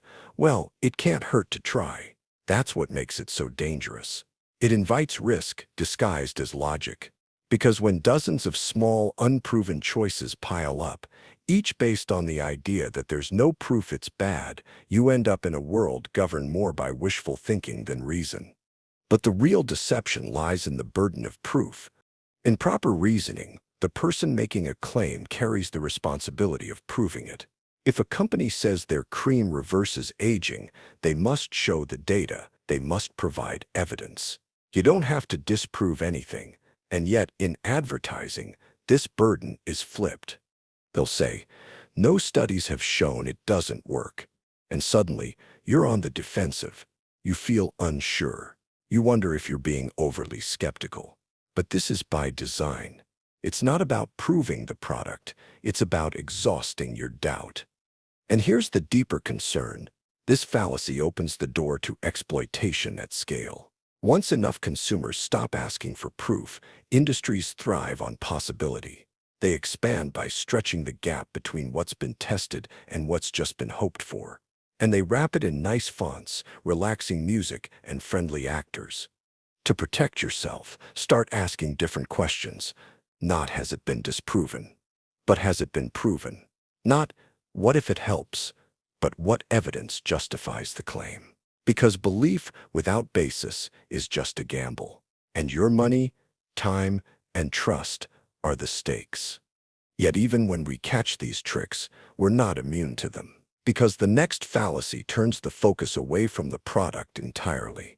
It aims at your sense of fairness, your sense of justice. And when someone points out unethical behavior, advertisers have a response ready. Well, they did it too. Quoque. They lied too, so it's okay. Imagine a company accused of greenwashing, claiming their packaging is eco-friendly while their production process pollutes at scale. Caught in the contradiction, their PR team doesn't address the claim directly. Instead, they pivot. Well, what about our competitors? They're far worse. At least we're trying. This isn't a defense, it's a redirection, a subtle, seductive fallacy known as tu quoque, Latin for you too, and in advertising it's everywhere. Tu quoque is a form of ad hominem, but with a clever twist. Instead of challenging the argument itself, it attacks the critic's hypocrisy or anyone else's, implying that because others are guilty, the original offense doesn't matter. In consumer culture, it manifests as corporate finger-pointing, comparative mudslinging, and moral smokescreens that distract from accountability. Think of ads that say things like, "We may not be perfect, but at least we're not as bad as brand X." Sure, our ingredients aren't all natural, but have you seen what they put in theirs? Yeah, we use influencers, but so does every other company. These aren't just statements. They're psychological deflections designed to make wrongdoing seem normal. If everyone's doing it, then no one's really at fault. Right? It's a comforting lie. Because it appeals to fairness, it suggests that judgment should be suspended unless it's applied universally. But ethical behavior isn't relative. Just because your neighbor cheats on their taxes doesn't give you a pass, and just because another brand is deceptive doesn't make manipulation acceptable. What makes tu quoque especially insidious in advertising is its ability to preempt criticism. A company anticipating backlash for overpricing might include a sarcastic comparison in their campaign.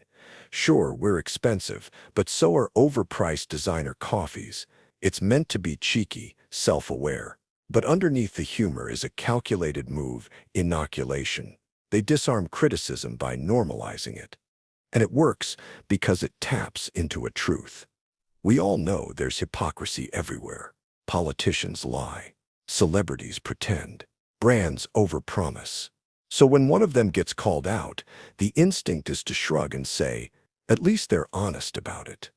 But honesty about dishonesty isn't virtue. It's strategy. Tu quoque also shows up in defensive brand messaging. When consumers accuse a brand of unethical labor practices or false claims, some companies respond by showcasing even worse offenses committed by others. Instead of fixing the issue, they shift your attention. They say, look over there, and hope you stop looking here. In a hyper-competitive market, this tactic can feel like survival. But for consumers, it's a trap. It conditions us to accept mediocrity, to tolerate deception as long as it's evenly distributed. It reshapes our expectations, making us more likely to forgive poor ethics if they're part of the norm. Even more troubling, this fallacy encourages tribalism in consumption. Once brands define themselves by who they're not, we start to buy based on opposition, not value. I hate Company A, so I'll support Company B, even if they're no better. The fallacy fractures the landscape into moral teams, none of which have to earn their trust, just redirect enough blame.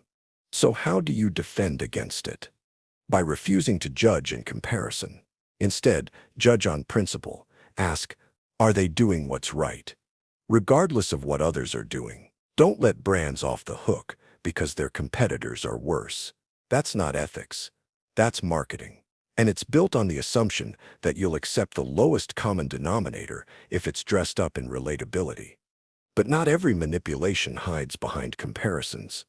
Some are dressed in data, charts, graphs, and rising sales numbers.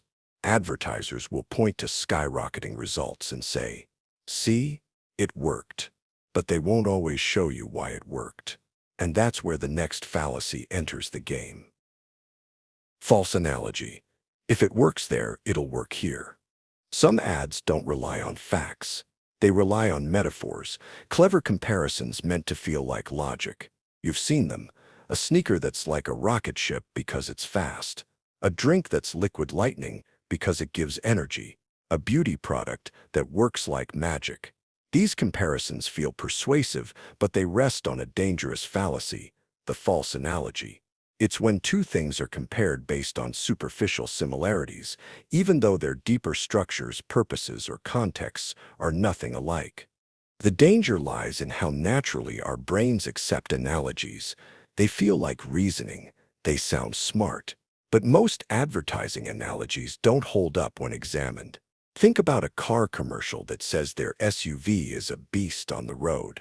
It evokes strength and power, but is a vehicle really like a wild animal? Or is that just an emotional shortcut meant to bypass your critical thinking? False analogies manipulate by drawing emotional lines between unlike things. A supplement might be compared to nature, as clean as the mountain air, even if it's chemically processed in a lab. A skin cream might be compared to youth itself, turning back time, even though there's no biological basis for such a reversal. These comparisons trigger our imagination, not our intellect, and that's the trick. Because if the image is vivid enough, you won't ask if it's accurate. It also works when brands borrow prestige. A new toothbrush might be designed with the same precision as a Formula One car. That sounds impressive, but what does it actually mean? The analogy flatters your idea of technology, speed, excellence. But brushing your teeth has nothing to do with aerodynamics or pit crew efficiency. The surface of the comparison distracts from the irrelevance underneath. The effect is cumulative. False analogies fill your mental world with false connections. You start associating one brand with high performance, another with elegance, another with adventure. Not because of experience or data, but because a metaphor planted it. Over time, your preferences feel self-made, but they've been shaped by borrowed meanings, manipulated language, and poetic lies that pose as logic. And the real problem is that you often don't remember the analogy, you just remember the feeling it gave you. The sense that this product belongs to something greater, that choosing it says something profound about you. By the time the comparison fades from memory, the brand loyalty has already taken root. So how do you defend yourself? Pause when an ad draws a clever comparison. Ask, how are these two things really similar? Do they share the same structure, the same function, or is it just an illusion of similarity designed to sell you a feeling? A real analogy should help clarify. A false one just confuses with charm. The next time someone tells you their product is like a lion, a jet, or a miracle, don't ask what it's like. Ask what it is. Because once you look beneath the glittering comparison, you might see how little substance was there to begin with. And when the language itself starts to blur meaning, when words stretch and slide to suit the message, we enter the territory of another deceptive tactic, one where the lie doesn't come from comparisons, but from the words themselves. Let's move into the manipulative mechanics of equivocation. Equivocation, playing with words to mislead. Words can be precise, words can be powerful, but in advertising, they are often slippery by design. Equivocation is the fallacy of using ambiguous or double meanings of a word to mislead or manipulate. It's not lying outright. It's something more elegant, more subtle. It's saying something that sounds true because of how a word is used, without ever having to prove that it is true. And in marketing, that's a gold mine. Take the word natural. It might mean found in nature. It might also mean unprocessed or organic, or simply not artificial. In advertising, it can mean whatever the brand wants it to mean because there's no single universal definition. So when a company says their snack is 100% natural, what does that mean? That the ingredients are plant-based, that no chemicals were added, that it's healthy? Not necessarily. A poison can be natural. So can sugar or lard. Natural doesn't equal good. But the way the word is used in ads plays on your subconscious associations. It feels good. It sounds healthy. It seems safe. And that's enough. This is equivocation, sneaking in loaded words with multiple meanings and letting your brain do the work of self-deception. It doesn't stop with natural. Consider the word scientifically proven. Proven how? By whom? Was it peer-reviewed? Was it a double-blind trial? Or a company-funded internal test? The phrase is technically meaningless without context, but its impact is real because it sounds unshakably true. Another favorite, clinically tested, that could mean anything from a rigorous human trial to a focus group of 5 people who were asked how they felt after trying a lotion. The company may not even be lying, but the phrase is loaded with implied credibility it hasn't earned. Equivocation also shows up in terms like detox, a vague word with no agreed-upon definition in health science. Boosts immunity against what and how. Helps support heart health, which sounds like it prevents heart disease, but doesn't actually say it. These phrases ride the line between implication and truth. They're not technically false, but they're not clear either, and that's the point. Because once your brain has filled in the gaps with your own assumptions, the ad has done its job without ever having to make a risky, falsifiable claim. Equivocation isn't limited to health products. A car commercial might describe a vehicle as intelligent or connected, blurring the lines between digital features and human traits. Is the car smart, or is it just equipped with Bluetooth? The word plays both sides. Even in fashion, words like timeless, essential, or must-have are used in ways that mean almost nothing and yet carry heavy psychological weight. They tap into your need for belonging, identity, or status without saying anything verifiable. Why does this work? Because we don't just process words intellectually, we experience them emotionally. Our minds respond to the tone of the message, not just its content. If a product is described with confident, positive language, our brain often registers it as trustworthy, even if the logic behind the words is full of holes. The real danger of equivocation is that it makes you feel informed while keeping you in the dark. It feeds you familiar words, counts on your assumptions, and builds trust through language that never commits. So how do you protect yourself? Start by slowing down when you hear confident, vague claims. Ask yourself, what do they actually mean by that? Could this word be interpreted in multiple ways? What aren't they saying? When possible, look for concrete information, ingredients, test results, certifications, specific data, not loaded buzzwords.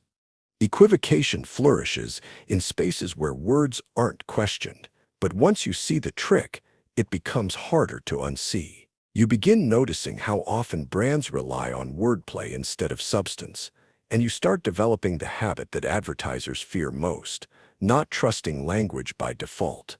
Because the manipulation doesn't always happen through the content of what's said. Sometimes it's the very choice of words that bends your perception. And this brings us to one of advertising's most beloved phrases. A single word, always printed proudly on the packaging. A word that whispers purity, simplicity, and health. A word that says everything and proves nothing. Appeal to nature. It's natural, so it's better. Imagine 2 juice boxes on a shelf. One says 100% fruit juice. The other says 100% all natural fruit juice. Most people will reach for the second one, assuming it must be better, healthier, safer, even more ethical somehow. But ask them why, and you'll rarely get a clear answer.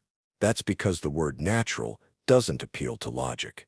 It appeals to instinct. The appeal to nature fallacy is one of the most pervasive tricks in advertising. It's the illusion that something is good or superior simply because it's natural, as if nature itself were a benevolent designer only offering us what's best. But nature is indifferent. Mosquitoes are natural. So is poison ivy, arsenic, cyanide. Natural does not mean safe, nor does synthetic mean harmful. And yet marketing has trained us to believe the opposite. This fallacy works because it bypasses rational evaluation and speaks directly to a deeper fear, the fear of the unknown. Chemical names sound scary. Laboratory environments feel sterile and untrustworthy. Nature, on the other hand, evokes imagery of forests, purity, sunlight, and life untainted by human interference. It's not about what's actually in the product, it's about the story the word tells. Take a closer look at products across industries, and you'll see how often this appeal shows up. Toothpaste, advertised as having natural ingredients, may still include fluoride or synthetic preservatives. Cereal boxes boasting no artificial flavors might still be loaded with sugar. Even cosmetics with plant-based extracts can be chemically identical to their lab-made counterparts. The label doesn't lie, it just leans on your associations. And it's not just what's added, it's what's removed. No GMOs free from artificial preservatives. Non-synthetic. These phrases imply danger without evidence. They draw a line in your mind between clean and dirty, pure and tainted, without needing to explain why that distinction matters. The appeal to nature also exploits a sense of nostalgia, a yearning for the way things used to be before modern science complicated everything. Ads show pastoral farms, smiling farmers, hand-picked vegetables. They suggest a time when food was wholesome and untouched, but that world never existed. Agriculture has always been about engineering, selection, and intervention. What's sold as natural is often just selectively modern, refined by the very tools it pretends to reject. Even in the wellness and supplement industry, natural has become a branding weapon. Products promise to cleanse, detox, and rejuvenate, riding the natural wave without a shred of clinical evidence. It's not about whether the product works, it's about whether it feels right. And natural feels safe, even when it's meaningless. Why does this work so well? Because we're wired to trust nature. Evolution shaped us to survive in natural environments. Food that looked and smelled off often was. Berries that tasted bitter could be toxic. So we developed instincts that reward us for staying close to nature. Advertisers know this, and they hijack it. But in today's world, that instinct can be exploited. Just because something is made in a lab doesn't mean it's harmful, and just because something grew on a tree doesn't mean it's healthy. The appeal to nature tricks you into ignoring the evidence and trusting the vibe. So how do you fight back? Start by treating natural as a neutral word, not a virtue signal. Ask, what does it actually mean in this context? Is the natural version objectively better or just better branded? What data supports this choice? Look for details, not decoration. Ingredient lists, clinical studies, certifications with standards, not just green leaves and soft fonts. And more importantly, stay aware of when your comfort is being used against you. The word natural isn't just selling a product, it's selling you a story where nature is always the hero and technology is always the villain. But reality doesn't split that easily. Sometimes what's best for your health, your wallet, or your future comes from a place far removed from the soil. Because the truth is, most of what we buy leaves somewhere in between natural and engineered, familiar and modern, comforting and complex, and advertisers count on you not looking too closely at that in-between space. But now that you are, let's move to another fallacy that thrives in this gray zone, not because it's natural, but because it's familiar. It speaks to a different instinct, the reluctance to walk away after already investing too much. Sunk cost fallacy. You've come this far, buy it. You're at the counter, your cart's full. You've spent an hour browsing, comparing options, maybe even waiting in line, and now standing there you're unsure. The price is a little too high. The quality isn't quite what you hoped, but you buy it anyway because you've come this far. That, right there, is the sunk cost fallacy in action. It's the belief that time, effort, or money already spent justifies continuing, even when the current path no longer makes sense. In economics, it's irrational. In advertising, it's strategic. The logic behind this fallacy is deceptively simple. You don't want your investment to be wasted. If you walked away, that hour spent shopping, that mental energy comparing products, even the gas you used to get to the store, all of it would feel like a loss. So instead of cutting your losses, you double down. And marketers love this. In digital spaces, this fallacy is carefully engineered. Think of free trials that require your credit card up front, or long checkout funnels that ask for your address, your preferences, your email, and then show you the price. Each step builds your investment, not in money, but in time and effort. By the time the cost hits, you've already sunk too much in to back out. Even reward programs are designed around this. Buy 5, get 1 free. Earn points with every purchase. You're not just buying a product, you're building momentum. And the further in you go, the harder it becomes to stop. Because quitting doesn't just mean not getting something. It feels like losing everything you've already given. This fallacy also shows up in emotional forms. Consider subscription boxes. You pay monthly, and maybe some months you don't love what you get. But you've been subscribed for so long. You've committed. You've told your friends. Canceling now would feel like admitting you made a bad decision. So you keep paying. Not for the value, but to protect your own narrative. And the most subtle version, personal identity. When a brand convinces you that your choices reflect who you are, your investment becomes deeply psychological. Maybe you've always used a particular phone, or bought a certain brand of clothes, or supported a specific kind of supplement. Switching away isn't just inconvenient, it feels like betraying yourself. Advertisers know this, and so instead of proving that something is good, they just remind you how much you've already given. Loyalty, they imply, isn't a habit, it's a virtue. But the truth is, sunk costs are gone. The moment you spend them, time spent can't be refunded. Money spent doesn't grow back. What matters is whether continuing is still worth it, not whether stopping feels like failure. Learning to see this trap requires practice. Before buying, ask, would I make this decision if I hadn't already invested time or money? Would I still want this if I hadn't already said yes 5 times before? And when you catch yourself justifying a decision based on your past effort, pause. Effort isn't always a reason to go forward. Sometimes, it's a sign you should let go. Because you are not your past purchases. You are not your previous clicks.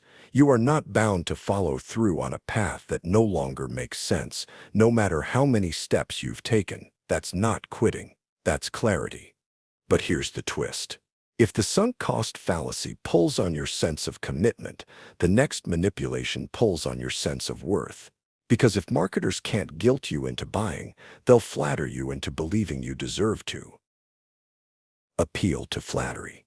You deserve the best. Advertising doesn't just sell you a product, it sells you a story about yourself, one in which you are special, refined, desirable. You're not just buying a cream, you're being told you have taste. You're not just choosing a hotel, you're rewarding yourself for working so hard. That's how the appeal to flattery works. It bypasses the product and goes straight to your ego, assuring you that choosing it isn't just smart, it's proof of your superior status. The manipulation is subtle. Instead of asking, does this work? The ad whispers, "Don't you deserve it?" It doesn't build a case, it builds a fantasy that you're bold, independent, a trendsetter, that only someone with your sense of refinement would even notice this brand. They position the purchase as a compliment and refusal as self-betrayal. After all, what kind of person says no to something they deserve? But here's the catch. None of it is actually about you. The ad doesn't know your life, your values, or your needs. It just knows human psychology. Flattery softens our skepticism. It makes us more likely to agree, to trust, to act. When someone praises you, even implicitly, you lower your guard. You stop questioning their motives, and that's when you're most vulnerable to persuasion. This fallacy works especially well when the stakes are emotional. Luxury brands, beauty products, wellness programs, they don't promise better results. They promise a better you. You're not ordinary, they imply. And that's why you need this.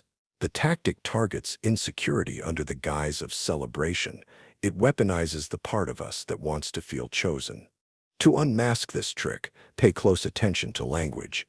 Are you being told what the product does or how amazing you are for considering it?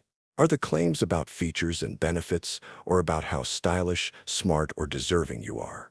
If the compliment seems unrelated to the product's function, it's likely bait.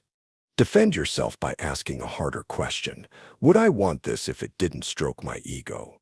If the praise were stripped away, if the packaging were plain, if no one would see you use it, would you still want it? If not, the flattery worked better than the product. And this tactic doesn't just live in commercials. It shows up in job postings that claim only top talent should apply, in universities that market exclusivity instead of education, even in social media ads that promise your personality type fits perfectly with their product. Flattery, in all these cases, is a smokescreen. Once you see through the illusion, the compliment turns hollow, and you begin to notice that it's not a reward for being smart, it's bait for being predictable. Because manipulation doesn't always come with pressure. Sometimes it arrives dressed as admiration, and that's when it's most effective. Let's follow where this kind of emotional appeal goes next. Not through admiration, but agitation. Appeal to spite. They don't want you to have this. Sometimes, advertising doesn't try to win your love. It tries to ignite your anger. Not the kind of anger that flares up in protest, but the kind that pushes you to do something out of pure defiance. It whispers a challenge. They don't want people like you to have this. And suddenly you want it more. Not because it's better, not because it fits your life, but because someone somewhere is being framed as wanting to keep it from you. This is the appeal to spite. It leverages resentment, not logic, not desire, but that bitter instinct we all carry, the need to push back when we're told we're excluded, underestimated, or ignored. The message doesn't need to be loud or explicit. A car commercial may hint that the old guard won't understand this design. A fragrance ad might imply that people will talk because you dared to smell like freedom. A tech ad could suggest that this product is for rebels, not followers. You're not just buying, you're retaliating. That's what makes this tactic so effective. It flips the consumer mindset from careful evaluation to emotional counterattack. It reframes the product as a way to reclaim dignity, respect, independence, whatever you're being told someone tried to take from you, and often that someone is deliberately vague. It might be them, society, your ex, or the critics. The ad paints a shadowy opposition and positions the brand as your weapon. But when you look closer, you realize how empty the message often is. There's no real oppression being resisted, no actual enemy at the gates. Just a carefully crafted feeling that you've been wronged. A feeling the ad then offers to resolve for the price of a subscription, a box set, or a limited-time discount. You weren't actually excluded, but they made you feel like you were, and that was enough. The danger here is that this appeal plays on real wounds. Many of us have felt overlooked, underestimated, rejected. We carry those experiences quietly, and when an ad echoes them, It feels personal. The product becomes a stand-in for justice, but it's an illusion. There's no fairness being restored, no narrative being rewritten, just a company exploiting pain for profit. It's especially prevalent in industries that sell identity, fashion, luxury, fitness, even some financial services. They don't just sell a lifestyle, they sell revenge. The idea that buying this will show them, that upgrading your wardrobe, or your car, or your phone will prove something. But prove what, and to whom? In the end, you're still performing for an invisible audience that was manufactured by the brand itself. The emotional cost isn't just money, it's clarity. Every time you let anger make a purchasing decision, you step further away from actual choice. Spite is reactive. It doesn't ask, do I need this, or will this serve me? It says, I'll show them. And that's when you're most easily led, by someone who's already decided what you'll buy and how you'll feel about it. And this tactic doesn't just sell to individuals. Entire ad campaigns are built on tribal tension. This isn't for them, it's for us. A soft drink becomes a protest. A pair of sneakers becomes a statement. But the moment the spotlight moves on, the company pivots, catering to whoever's next. The ad was never about solidarity. It was about sales. You weren't part of a movement. You were a metric. And yet we fall for it because spite feels empowering. It gives you a sense of control, of rebellion, of righteousness. But none of those feelings are anchored to anything real. They're stirred just long enough to influence a decision. Once you've made the purchase, the feeling fades. The power, it turns out, was borrowed, and it cost you more than you realized. It's worth asking the next time an ad makes you feel defiant, who is that defiance actually serving? Of course, sometimes the ad doesn't rely on resentment or exclusion. Sometimes it just tells you what everyone else already knows. And if you don't know it, maybe you're the one falling behind. Appeal to popularity. Number one, for a reason. It's everywhere. Best-selling. Most loved. Chosen by millions. From cereal boxes to streaming services, the message is always the same. If so many people like it, how could it be wrong? This is the appeal to popularity, one of the most persuasive and dangerous fallacies in advertising. It doesn't provide evidence. It doesn't need to. It simply points at the crowd and implies that going against it is foolish. The strategy is simple. Hijack your sense of safety in numbers. Humans are social creatures. We evolved to trust the group. When uncertain, we look at others for cues on how to behave. That instinct works well in unfamiliar environments, like when you're lost and follow the crowd out of the subway. But in advertising, it gets exploited. Marketers don't want you to think independently. They want you to feel like you're the only one not in on the secret. So they inflate their numbers. Over 1 million sold. Top-rated. Voted number one.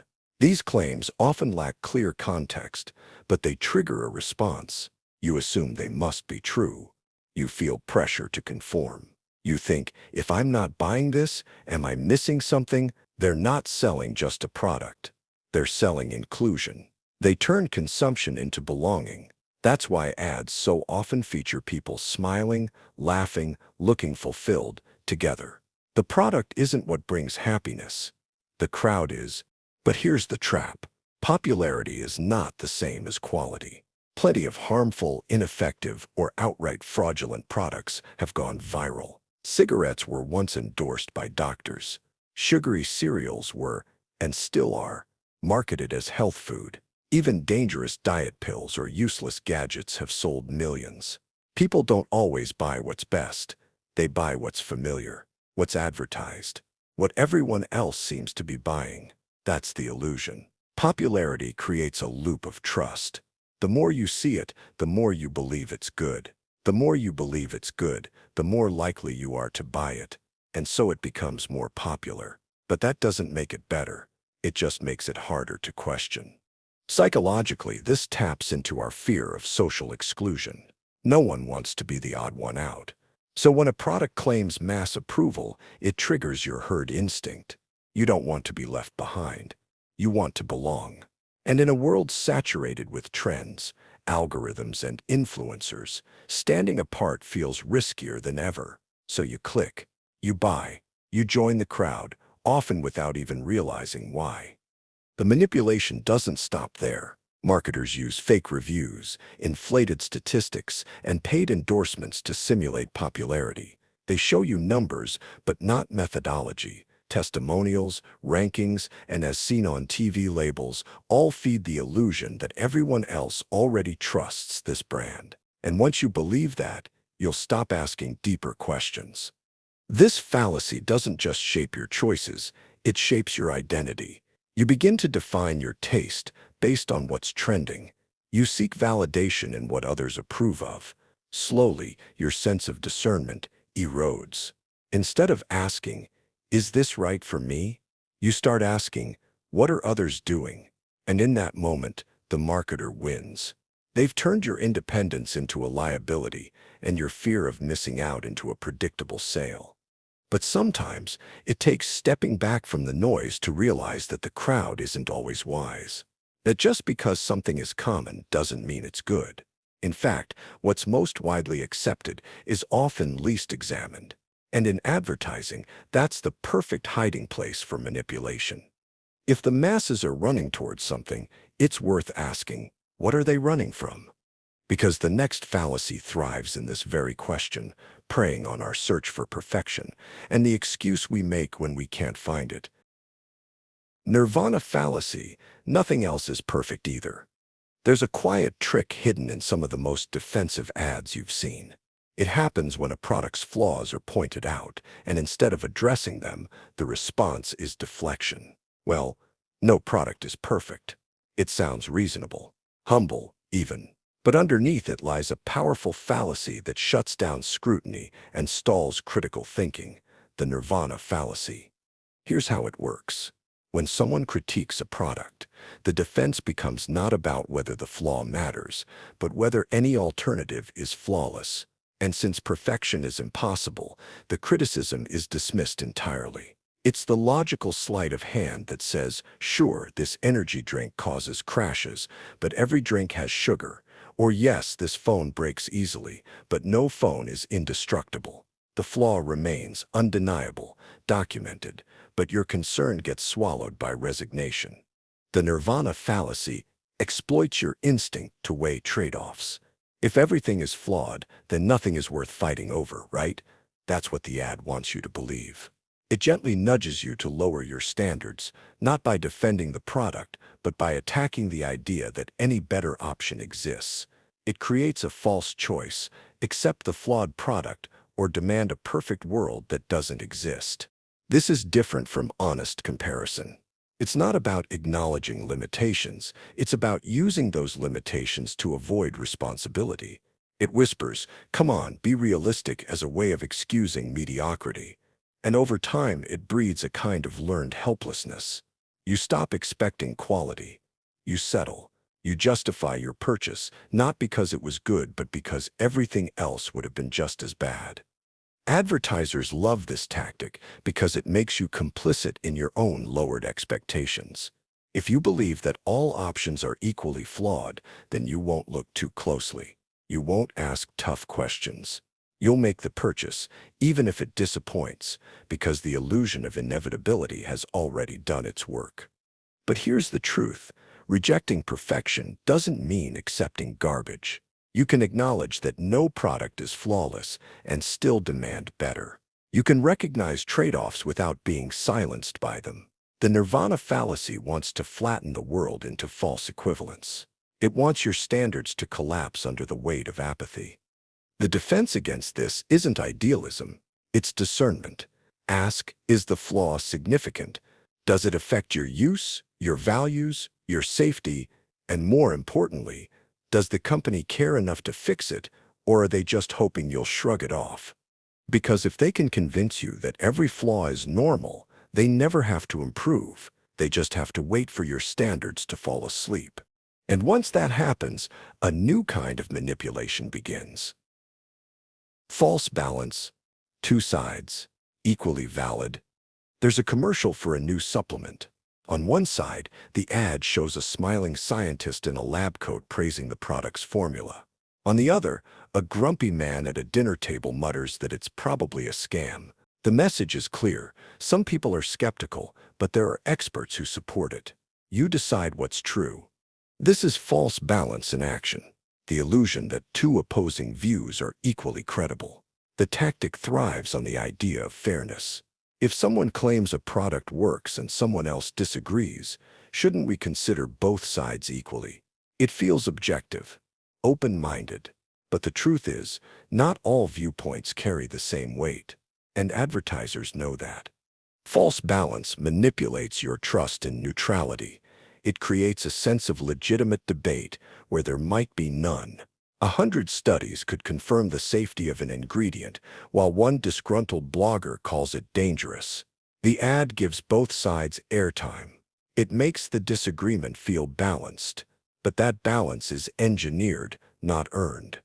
This fallacy is especially dangerous because it disguises manipulation as fairness.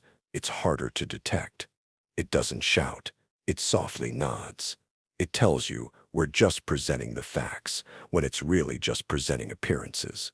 And it works because it offloads responsibility onto you. It invites you to feel empowered by the choice while quietly guiding your conclusion. You see this not just in ads, but across media. A climate scientist and a climate change denier get equal time on screen. A nutrition expert and a fringe influencer share the same segment. Equal airtime implies equal merit. It erases the difference between well-supported facts and isolated opinion. And over time, that distortion weakens your ability to weigh evidence properly. In advertising, false balance is used to dilute criticism. Is this product effective? Well, some say yes. Some say no. You decide. But it's not an honest invitation. It's a smokescreen, one that turns complex truth into flat contradiction. It makes facts seem like just another opinion, and in doing so, it makes the truth harder to see. That's the real cost of false balance. Not just misleading you about a product, but slowly training you to equate volume with validity, to believe that disagreement is always a sign of equal possibility. But in reality, not all claims are built on equal ground, and not every voice deserves equal volume. Of course, sometimes a sense of tradition gets mixed in. Another strategy advertisers love to use, because if something's been around forever, doesn't that mean it works? Doesn't it mean it's true? Appeal to tradition. It's good because it's old. Sometimes, a brand doesn't boast about innovation. It leans hard on heritage. The packaging looks like it's been untouched since 1897.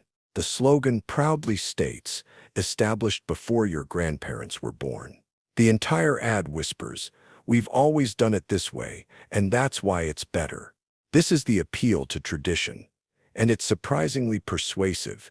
It implies that age equals quality, that the old way is inherently wiser, and that longevity proves excellence.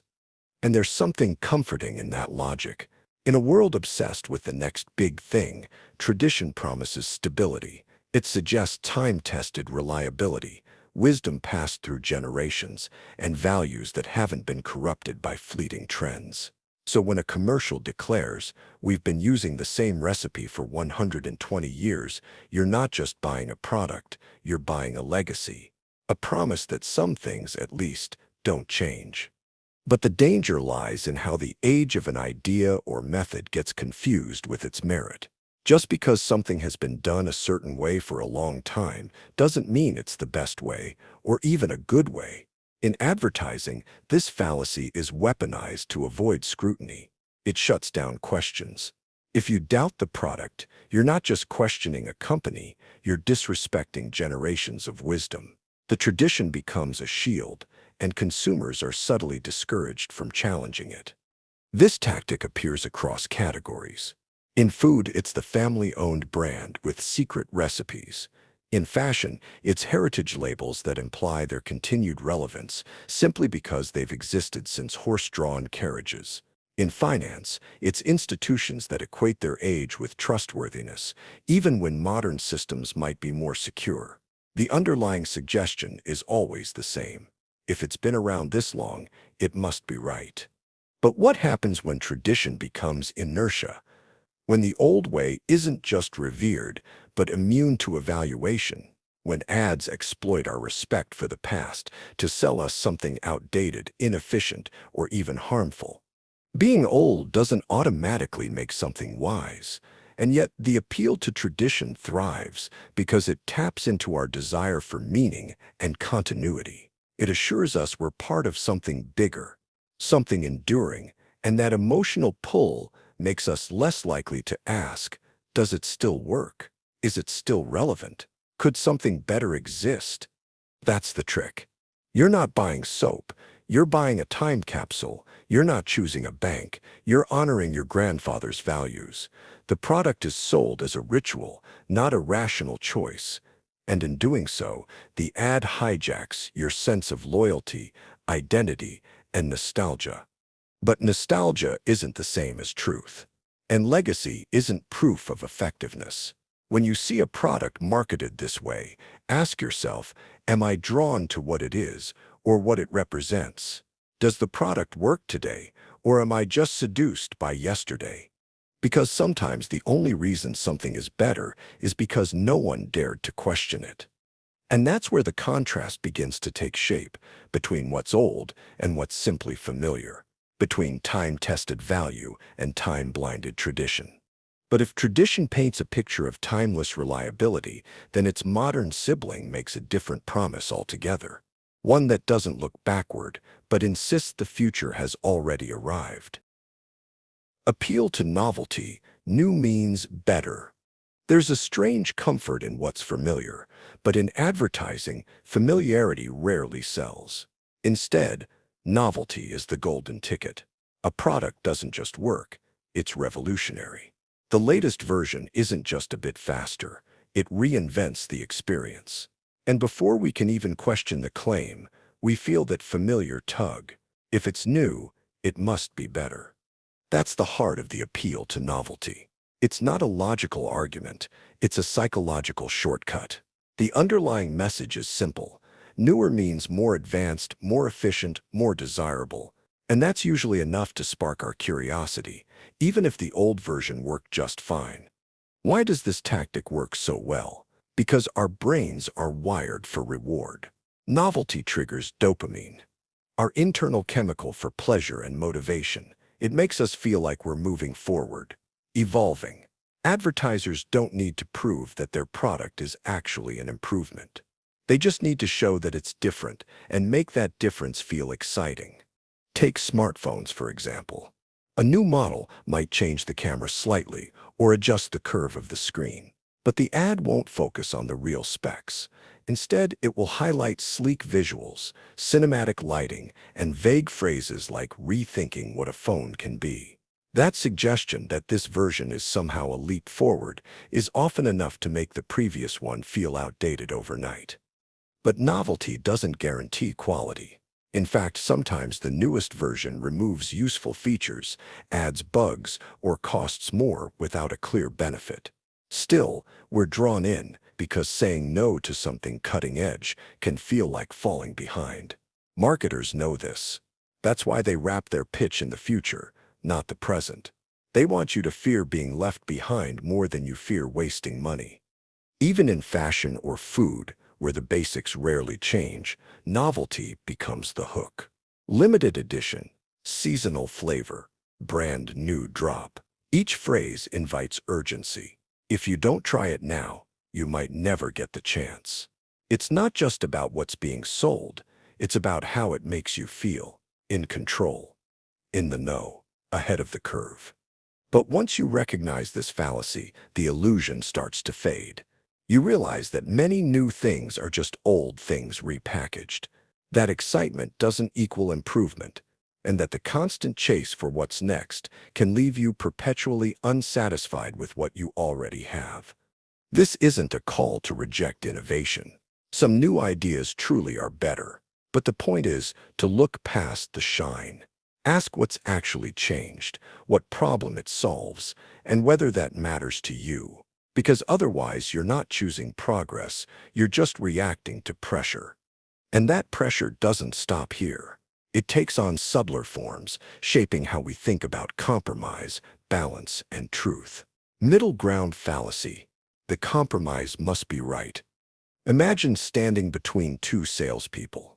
One claims their product is flawless. The other says it's complete garbage. A third voice steps in, not to argue facts, but to offer what feels like wisdom. Maybe the truth is somewhere in between. That instinct, our craving for balance, fairness, or neutrality, is what the middle ground fallacy exploits. It whispers that truth must lie in compromise, that splitting the difference is more reasonable than choosing a side. Advertisers use this trick masterfully. In a world of conflicting claims, organic versus synthetic, cheap versus premium, new versus traditional, they position their product as the golden middle, not too strong, not too weak, smart but affordable, classic with a modern twist. These phrases feel safe. They suggest maturity and open-mindedness. But here's the trap. Sometimes the middle isn't right. Sometimes it's just muddy. Take a look at ads for balanced nutrition bars. One brand claims total health benefits. Another criticizes them for being glorified candy. A third enters the market saying, "We're not extreme like those guys. We're the sensible choice." But what if both extremes had data and the middle one is just blending contradictions without substance? The fallacy plays on our discomfort with conflict. When two sides argue, it's tempting to assume each has part of the truth, but truth doesn't always sit halfway. Sometimes one side is supported by evidence and the other is just loud.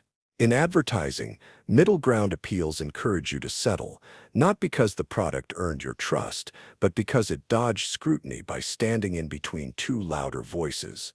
And there's a deeper manipulation beneath it. Brands that adopt the middle ground pose as neutral observers. They let others clash, then step in to sound above it all.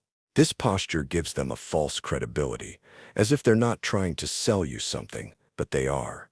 They've just figured out how to look calm while doing it. This strategy can also feed our identity. Being moderate or pragmatic feels sophisticated. Ads sell you not just a product, but the comfort of seeing yourself as someone who rises above extremes. It flatters your judgment. It disguises marketing as mediation. And it works because it feels smarter to agree partially with everyone than to investigate fully on your own. But compromise without clarity is still manipulation. When the middle becomes a shortcut to avoid hard thinking, it doesn't bring you closer to the truth. It steers you into ambiguity and calls it wisdom. And just like that, a false sense of balance becomes a sales tool. But there's another tactic that's even more morally loaded, one that uses your ethics not to elevate the product, but to elevate you as long as you buy it. Moral licensing. Buy this. You're a good person. Sometimes, an ad doesn't try to convince you with facts or fear. It doesn't promise to make you prettier, faster, richer, or smarter. Instead, it takes a different route, one that travels straight through your conscience. It tells you that buying the product means you're doing the right thing, supporting small businesses, helping the environment, feeding hungry children, fighting injustice. It wraps the purchase in moral significance. This is the tactic known as moral licensing, the idea that doing something good gives you permission to reward yourself, often without questioning the truth behind the claim. You've probably seen this tactic before. A candy bar that claims to donate a fraction of profits to rainforest conservation. A fast fashion brand releasing an eco-friendly line made with 3% recycled cotton. A mega corporation that still exploits labor but launches a one-day charity campaign and runs ads about how much they care. It's not about genuine ethics, it's about creating a psychological loophole. If you feel like you've done something good by buying, you're less likely to scrutinize the purchase and far more likely to give yourself a pass. This works because people want to believe they're good. And when advertising offers a shortcut, a purchase that affirms that goodness, it becomes incredibly tempting. especially in a world where doing the truly right thing is often complicated, time-consuming, or inconvenient. Why research ethical practices when a logo promises sustainable? Why donate directly when your purchase already helps a child in need? What's dangerous here is how easily this appeal silences critical thinking. When moral identity becomes a product feature, it stops being about real impact. It becomes a feel-good story sold at checkout. Worse, it can become a shield. After buying the ethical product, you might feel licensed to indulge in something less ethical right after. Buy organic eggs, then waste food guilt-free. Support a charity brand, then ignore exploitation elsewhere. That's how moral licensing quietly distorts decision-making. But morality isn't a marketing label. It's not something you can consume your way into. Real ethics require questions, trade-offs, and uncomfortable truths. They rarely fit into slogans. And when advertisers reduce morality to a selling point, they're not helping you make a better world. They're helping themselves make better margins. This is why it's critical to look beyond claims of goodness in ads. Who benefits? What are the trade-offs? Are the causes being supported or just exploited for branding? Ask what the company does when no one is watching. If the product really does good, great.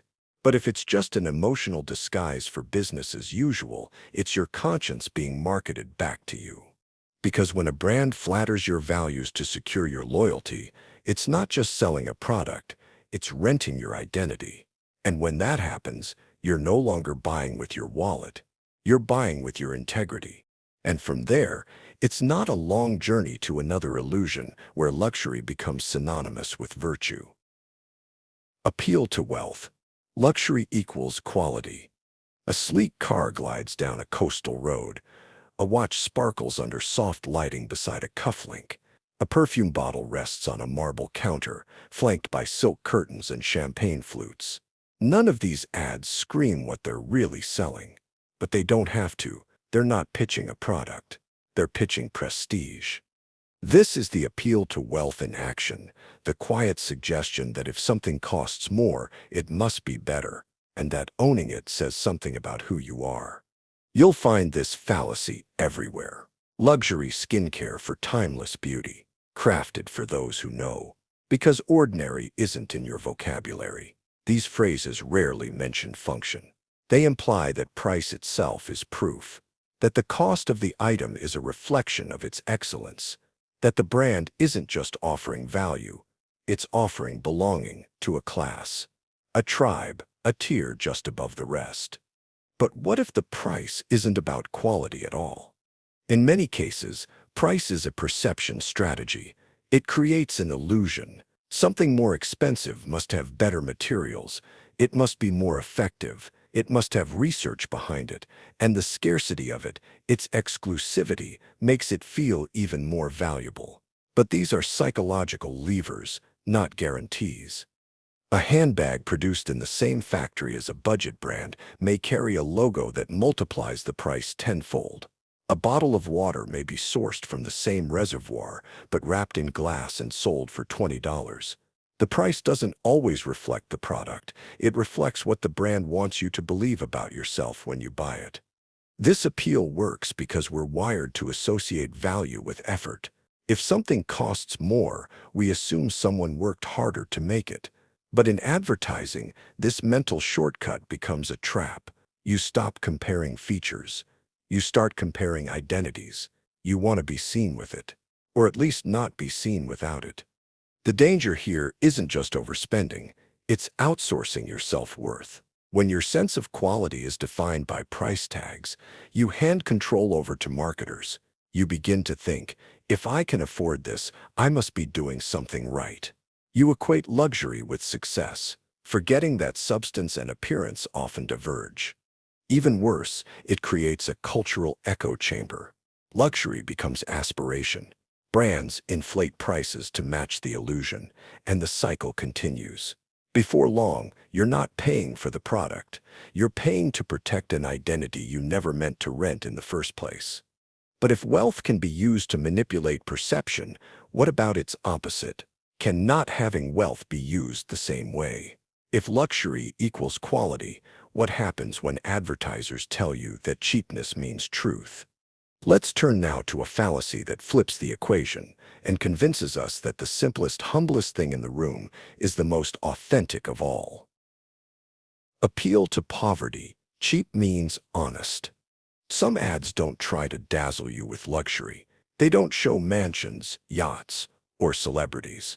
Instead, they lean into simplicity, a humble font, earthy tones, a soft-spoken narrator. They tell you the product is cheap, and because it's cheap, it must be real, honest, pure.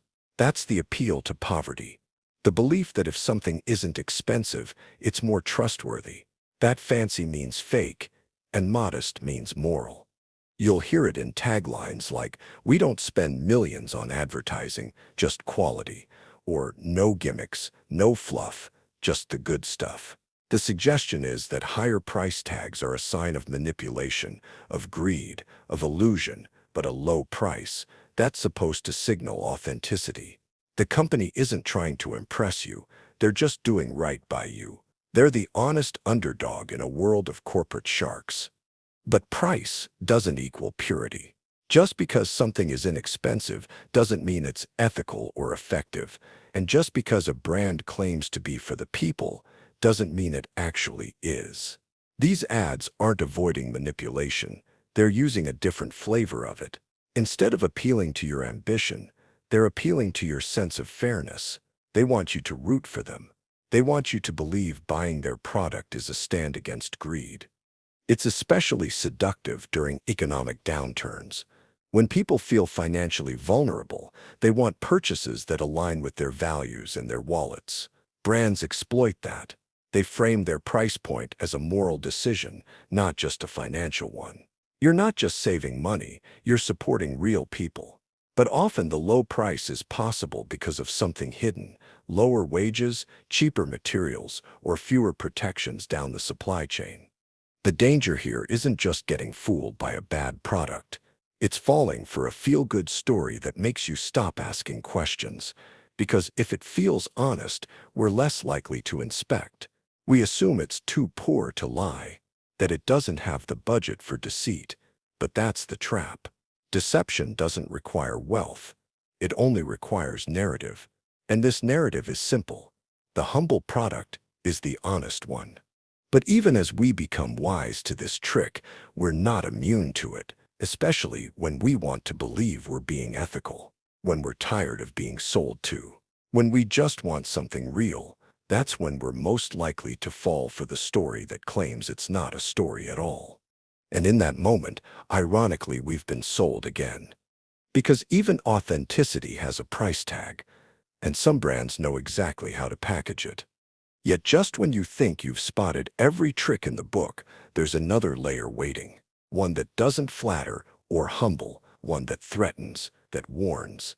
That says if you don't believe the message, you might lose something bigger.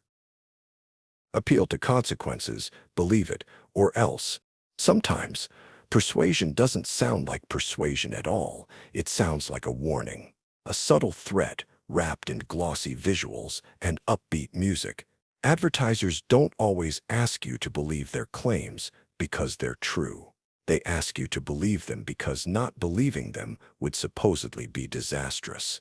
That's the trap of the appeal to consequences. It shifts the conversation from what is true to what might happen if you don't go along. The logic is slippery but seductive. If you don't buy this insurance, you're putting your family at risk. If you don't eat this superfood, you're gambling with your health. If you don't act now, you'll miss the opportunity of a lifetime. It doesn't really matter whether the product works or whether the scenario is likely. What matters is the fear it creates. And fear, as always, is a powerful closer. This fallacy swaps truth for outcome. It says believe this because believing it protects you. But truth doesn't depend on how comfortable or beneficial it feels. A claim isn't more valid because it soothes your anxiety. And it doesn't become false just because it's inconvenient. Yet in advertising, outcomes are used like armor. If the consequence is frightening enough, you'll cling to the story they're selling because rejecting it feels reckless. Here's the psychological hook. When an ad makes you imagine a loss, your brain reacts strongly. Loss aversion kicks in. You start weighing what you might miss rather than whether the message makes sense. You don't want to be wrong. You don't want to be the fool who ignored the signs. So you obey the narrative, not because it's sound, but because it's scary. And it doesn't stop at physical dangers. Emotional consequences get twisted too. Don't believe us? You'll be the only one not invited. Don't try this product? You'll always feel left out. The threat isn't always big, it just has to be personal. It just has to feel like something you don't want to experience. But here's the real consequence. When you accept claims based on fear, you give up your critical judgment. You let imagined futures override present reasoning. You become easier to control. And that's exactly what these ads are designed to do, make you choose out of worry instead of wisdom. So the next time an ad nudges you with an or else, pause, ask yourself, is the fear real? Is it probable? Or is it just strategically placed to steer your emotions? Not every warning is honest, and not every danger is meant to be avoided. Some are built to sell. Of course, the appeal to consequences often travels with a close companion. If fear doesn't work, there's another tactic just as manipulative but far more flattering, simply showing you the good parts and leaving out the rest. Cherry picking, only the 5-star reviews. When you walk into a store or browse a product online, chances are you're not seeing the full story. You're seeing highlights. The carefully chosen praise, the glowing testimonials, the curated 5-star reviews. It feels like truth. After all, these are real people, right? They said it worked. They loved it. They'd buy again. And that flood of positivity quietly overrides your doubt. That's the trap of cherry picking.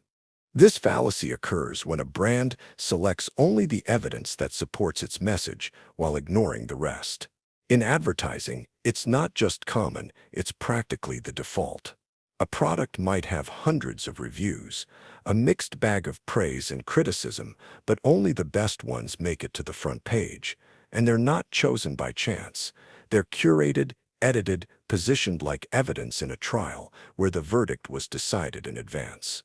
This selective storytelling creates an illusion that consensus exists where it doesn't, that satisfaction is universal, that quality is beyond question. You don't see the complaints about customer service. You don't hear from the person whose skin broke out, whose item broke after a week, who tried to get a refund and failed. Those stories are real too, but they're invisible, and what's invisible doesn't feel real. Cherry picking isn't always loud. Sometimes it hides behind the phrase real reviews or from our customers. But the truth is, every story that gets shown was handpicked, and every one that doesn't is a conscious omission. In this way, advertising becomes a kind of biased courtroom where only the flattering witnesses get to speak. The psychological impact is powerful. When you see a wall of positivity, your brain registers safety, familiarity, social proof. You feel like you're joining a crowd of satisfied people. It becomes harder to imagine disappointment, harder to ask critical questions. Why? Because humans are pattern-seeking, and patterns of praise short-circuit our skepticism. If everyone else is happy, we assume we will be too. But that logic is dangerously incomplete. It's built on a false sample, a set of data stripped of its complexity. It's like judging a movie by only reading the best quotes from its reviews. Sure, it might be entertaining, but is it honest? Cherry picking thrives because we don't have time. Most of us don't scroll through pages of reviews or dig for the complaints. We want shortcuts. And that's what advertising gives us. The illusion of consensus in a neatly wrapped package. It doesn't tell the full story. It tells the story that sells. But when you know how it works, you can start asking different questions. What are they not showing? What voices are missing? What's in the shadows behind the spotlight? Because real critical thinking isn't about finding the right answer. It's about noticing when an answer has been engineered. And once you see the edits in one place, you'll start seeing them everywhere. Non sequitur, that doesn't follow, but it sells. You're watching a commercial. A young man leaps from a plane. He soars through clouds, lands on a motorcycle, rides across a neon-lit desert, and smiles into the camera. Then the product appears, bottled water. No explanation, no connection. Just the vague feeling that if you drink this water, you too might become bold, wild, unstoppable. That's the magic of the non sequitur. Latin for it does not follow. This fallacy is among the slipperiest in advertising. It doesn't lie outright. It doesn't even pretend to offer logic. Instead, it thrives on association, stringing together unrelated images, emotions, or outcomes to make you feel something strong enough that you skip the question. Wait, what does this have to do with the product? It works because your brain craves patterns. It's wired to fill in gaps. If you see confidence, beauty, or power next to a brand enough times, your subconscious begins to glue them together. The mind can't help but assume a relationship exists. That's the real trick. No need to claim the product causes anything. Just keep showing it near the outcomes you desire. Take perfume ads, for example. A celebrity walks alone in a grand ballroom. Lights shimmer. A stranger turns, stunned. Their eyes meet. Cut to the bottle. No words are needed. The message is clear. Wear this, and people will crave you. Never mind the absurdity. Perfume won't give you magnetic presence, but your mind doesn't challenge the logic because it never fully registers. There's no logic at all. That's what makes the non sequitur so dangerous. It doesn't trigger your defenses. Unlike a bold claim which you might test or resist, this technique bypasses argument entirely. It operates in the realm of emotion and impression, where critical thinking rarely ventures. It's a seduction by suggestion, not reasoning. And it goes deeper. Sometimes the fallacy hides in slogans. Be more, unlock yourself. Leave fully. Vague phrases with no concrete link to the product, yet rich with implied meaning. The product becomes a symbol for transformation, even though it changes nothing. The ad doesn't have to prove that the cereal will make your mornings magical. It just needs to show a family laughing together at breakfast. The leap from image to emotion becomes the entire sales pitch. This tactic is especially prevalent in aspirational marketing, beauty, fitness, luxury. The product becomes part of a narrative about identity. Not because it belongs there, but because we're so used to stories that we forget to demand truth. A wristwatch becomes time mastery. A shoe becomes freedom. A phone becomes connection. It doesn't follow, but it sells. So how do you fight it? By slowing down. By asking what is actually being claimed. Is there any real link between the product and the promise? Or am I just being pulled along by imagery and tone? If you find yourself feeling something without knowing why, pause. That's often a signal that you've just been led into a conclusion that doesn't follow. In the end, the non sequitur fallacy reveals something about how we all make decisions, not just what we buy, but what we believe. We're not pure logic machines. We're emotional storytellers, eager to connect the dots, even when no dots exist. But when you become aware of that tendency, you can take a step back. You can stop letting disconnected emotions shape your choices. Because once you spot the illusion, you can start building your own reality, one based on questions, not just feelings, one where your mind leads, not follows. And that leads us to the next stage of this journey, learning how to defend yourself, not just against ads, but against the subtle tricks that try to shape your thinking every day. Spot the trick, becoming a conscious consumer. By now, you've heard the pattern. Different brands, different slogans, same mental shortcuts. But the point of this journey isn't just to decode advertising. It's to reclaim your own mind. Because here's the uncomfortable truth. You're being persuaded all the time, not just by obvious commercials, but by the way products are placed in your favorite shows, how influencers frame their lifestyle, and how every ad algorithm learns to flatter, provoke, or frighten you into a purchase. It's no longer about being told what to buy. It's about being guided to feel like it was your idea. That's why awareness is everything. To become a conscious consumer, you don't have to memorize every fallacy. You just have to notice when something feels a little too smooth, a little too perfect. When an ad sounds like a compliment, ask yourself, what are they trying to get me to do? When a message frames urgency, only 3 left. Pause and ask, is this a real threat or just pressure? When something is called natural, trusted, or scientifically proven, look for the fine print. Who's saying it, and why should you believe them? Your power comes from slowing the process down, from interrupting the automatic impulse that ads rely on. You stop, you analyze, and you give your brain time to ask the question every advertiser hopes you won't. Does this actually make sense? Start by recognizing red flags in language. Words like everyone, never, must have, exclusive, proven, and deserve are rarely used for clarity. They're emotional triggers. They're there to push you past analysis into reaction. That's the game. Get you to act before you think. So think. Ask questions. Learn the difference between a strong argument and a seductive one. Teach your brain to spot what's missing in the message: data, context, source, or logic. Don't just ask, do I want this?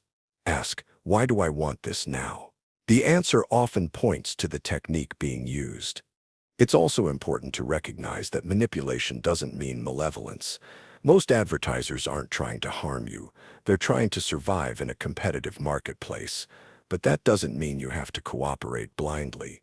It's your wallet, your mind, your life. And your attention is valuable, more valuable than most people realize. That's why the goal isn't to become cynical. It's to become intentional. When you understand how fallacies shape decisions, you take back a bit of control. You can laugh at the flattery, ignore the panic, and skip the hype. You begin to shop on your terms, not theirs. And once you learn to resist these tricks in ads, you start seeing them everywhere else. Because advertising isn't the only place where fallacies hide. Sometimes, the most persuasive deceptions aren't selling products at all. They're selling ideas, ideologies, and identities. Beyond ads, fallacies in politics and social media. If advertising is the practice arena for fallacies, politics and social media are the championship game. The same tactics that manipulate you into buying shampoo are used to shape your worldview, direct your votes, and define what you think of others. The stage just changes. The stakes get higher. In political campaigns, appeals to authority are everywhere. Candidates surround themselves with experts, generals, or even celebrities, not because those endorsements are inherently wise, but because they carry the illusion of trust. Red herrings appear in nearly every debate. Instead of answering a difficult question, a politician pivots to an unrelated emotional topic, and the false dilemma thrives. You're either with us or against us. These fallacies don't just cloud individual ads or speeches. They form the architecture of entire strategies. Social media takes it further. In the rapid-fire world of tweets, reels, and sound bites, attention is currency, and fallacies are efficient. The bandwagon fallacy drives trends. Everyone's talking about it, so it must be true. Anecdotal evidence dominates arguments, with a single viral story standing in for actual research. Strawman attacks explode in the comments section, where nuance is sacrificed for snark. You don't have time to fact-check every claim scrolling past your feed, and bad actors know it. The platform design itself favors fallacies. Algorithms reward emotional spikes, anger, awe, outrage, over careful thought, so creators, brands, and even journalists adapt. They lean into slippery slopes and false causes because they're more clickable. They simplify complex debates into yes or no polls. They present opinions as facts, and facts as attacks. It's not that people are trying to deceive you constantly. It's that the system is optimized to reward them when they do. Even your personal identity is fair game. You'll see the no true Scotsman fallacy applied to political ideologies. No real progressive would question this, or only a fake patriot would criticize that. It's a way to draw lines, to exclude, to pressure you into conformity without reason. And it works, because the fear of being ostracized online now carries real emotional weight. The internet doesn't just show you information, it shows you what kind of person you'll appear to be if you believe it. These fallacies don't always come from villains in smoky backrooms. They come from the everyday, from your favorite influencer pushing a detox tea with vague testimonials, from your uncle forwarding a chain email, from the candidate who makes a fear-based claim that's never questioned. The problem isn't that people are lying, it's that they've learned what kinds of lies work. And here's the real danger. The more you're exposed to fallacious thinking, the more natural it begins to feel. If every post you see is a false dichotomy or a hasty generalization, your brain begins to mirror that structure. You lose your tolerance for complexity. You stop asking for evidence. You become easier to steer. So, what do? You train yourself to spot the patterns. You slow down. You fact-check. Not to win arguments, but to build a mind that isn't borrowed. And you start seeing fallacies not just as tricks to resist, but as signals.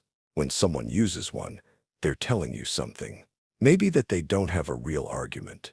Maybe that they think you're too tired or distracted to notice. Maybe they're right, but maybe not. And that realization that you can notice, question, and resist leads naturally to the final idea.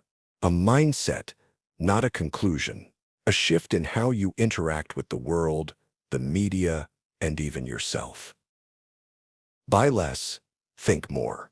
You've just spent hours peeling back the layers of manipulation baked into the world around you, not in some distant corner of the internet, not in shadowy conspiracy, but in the familiar glow of your phone screen, the soothing tone of a voiceover, the packaging that smiled at you from the shelf.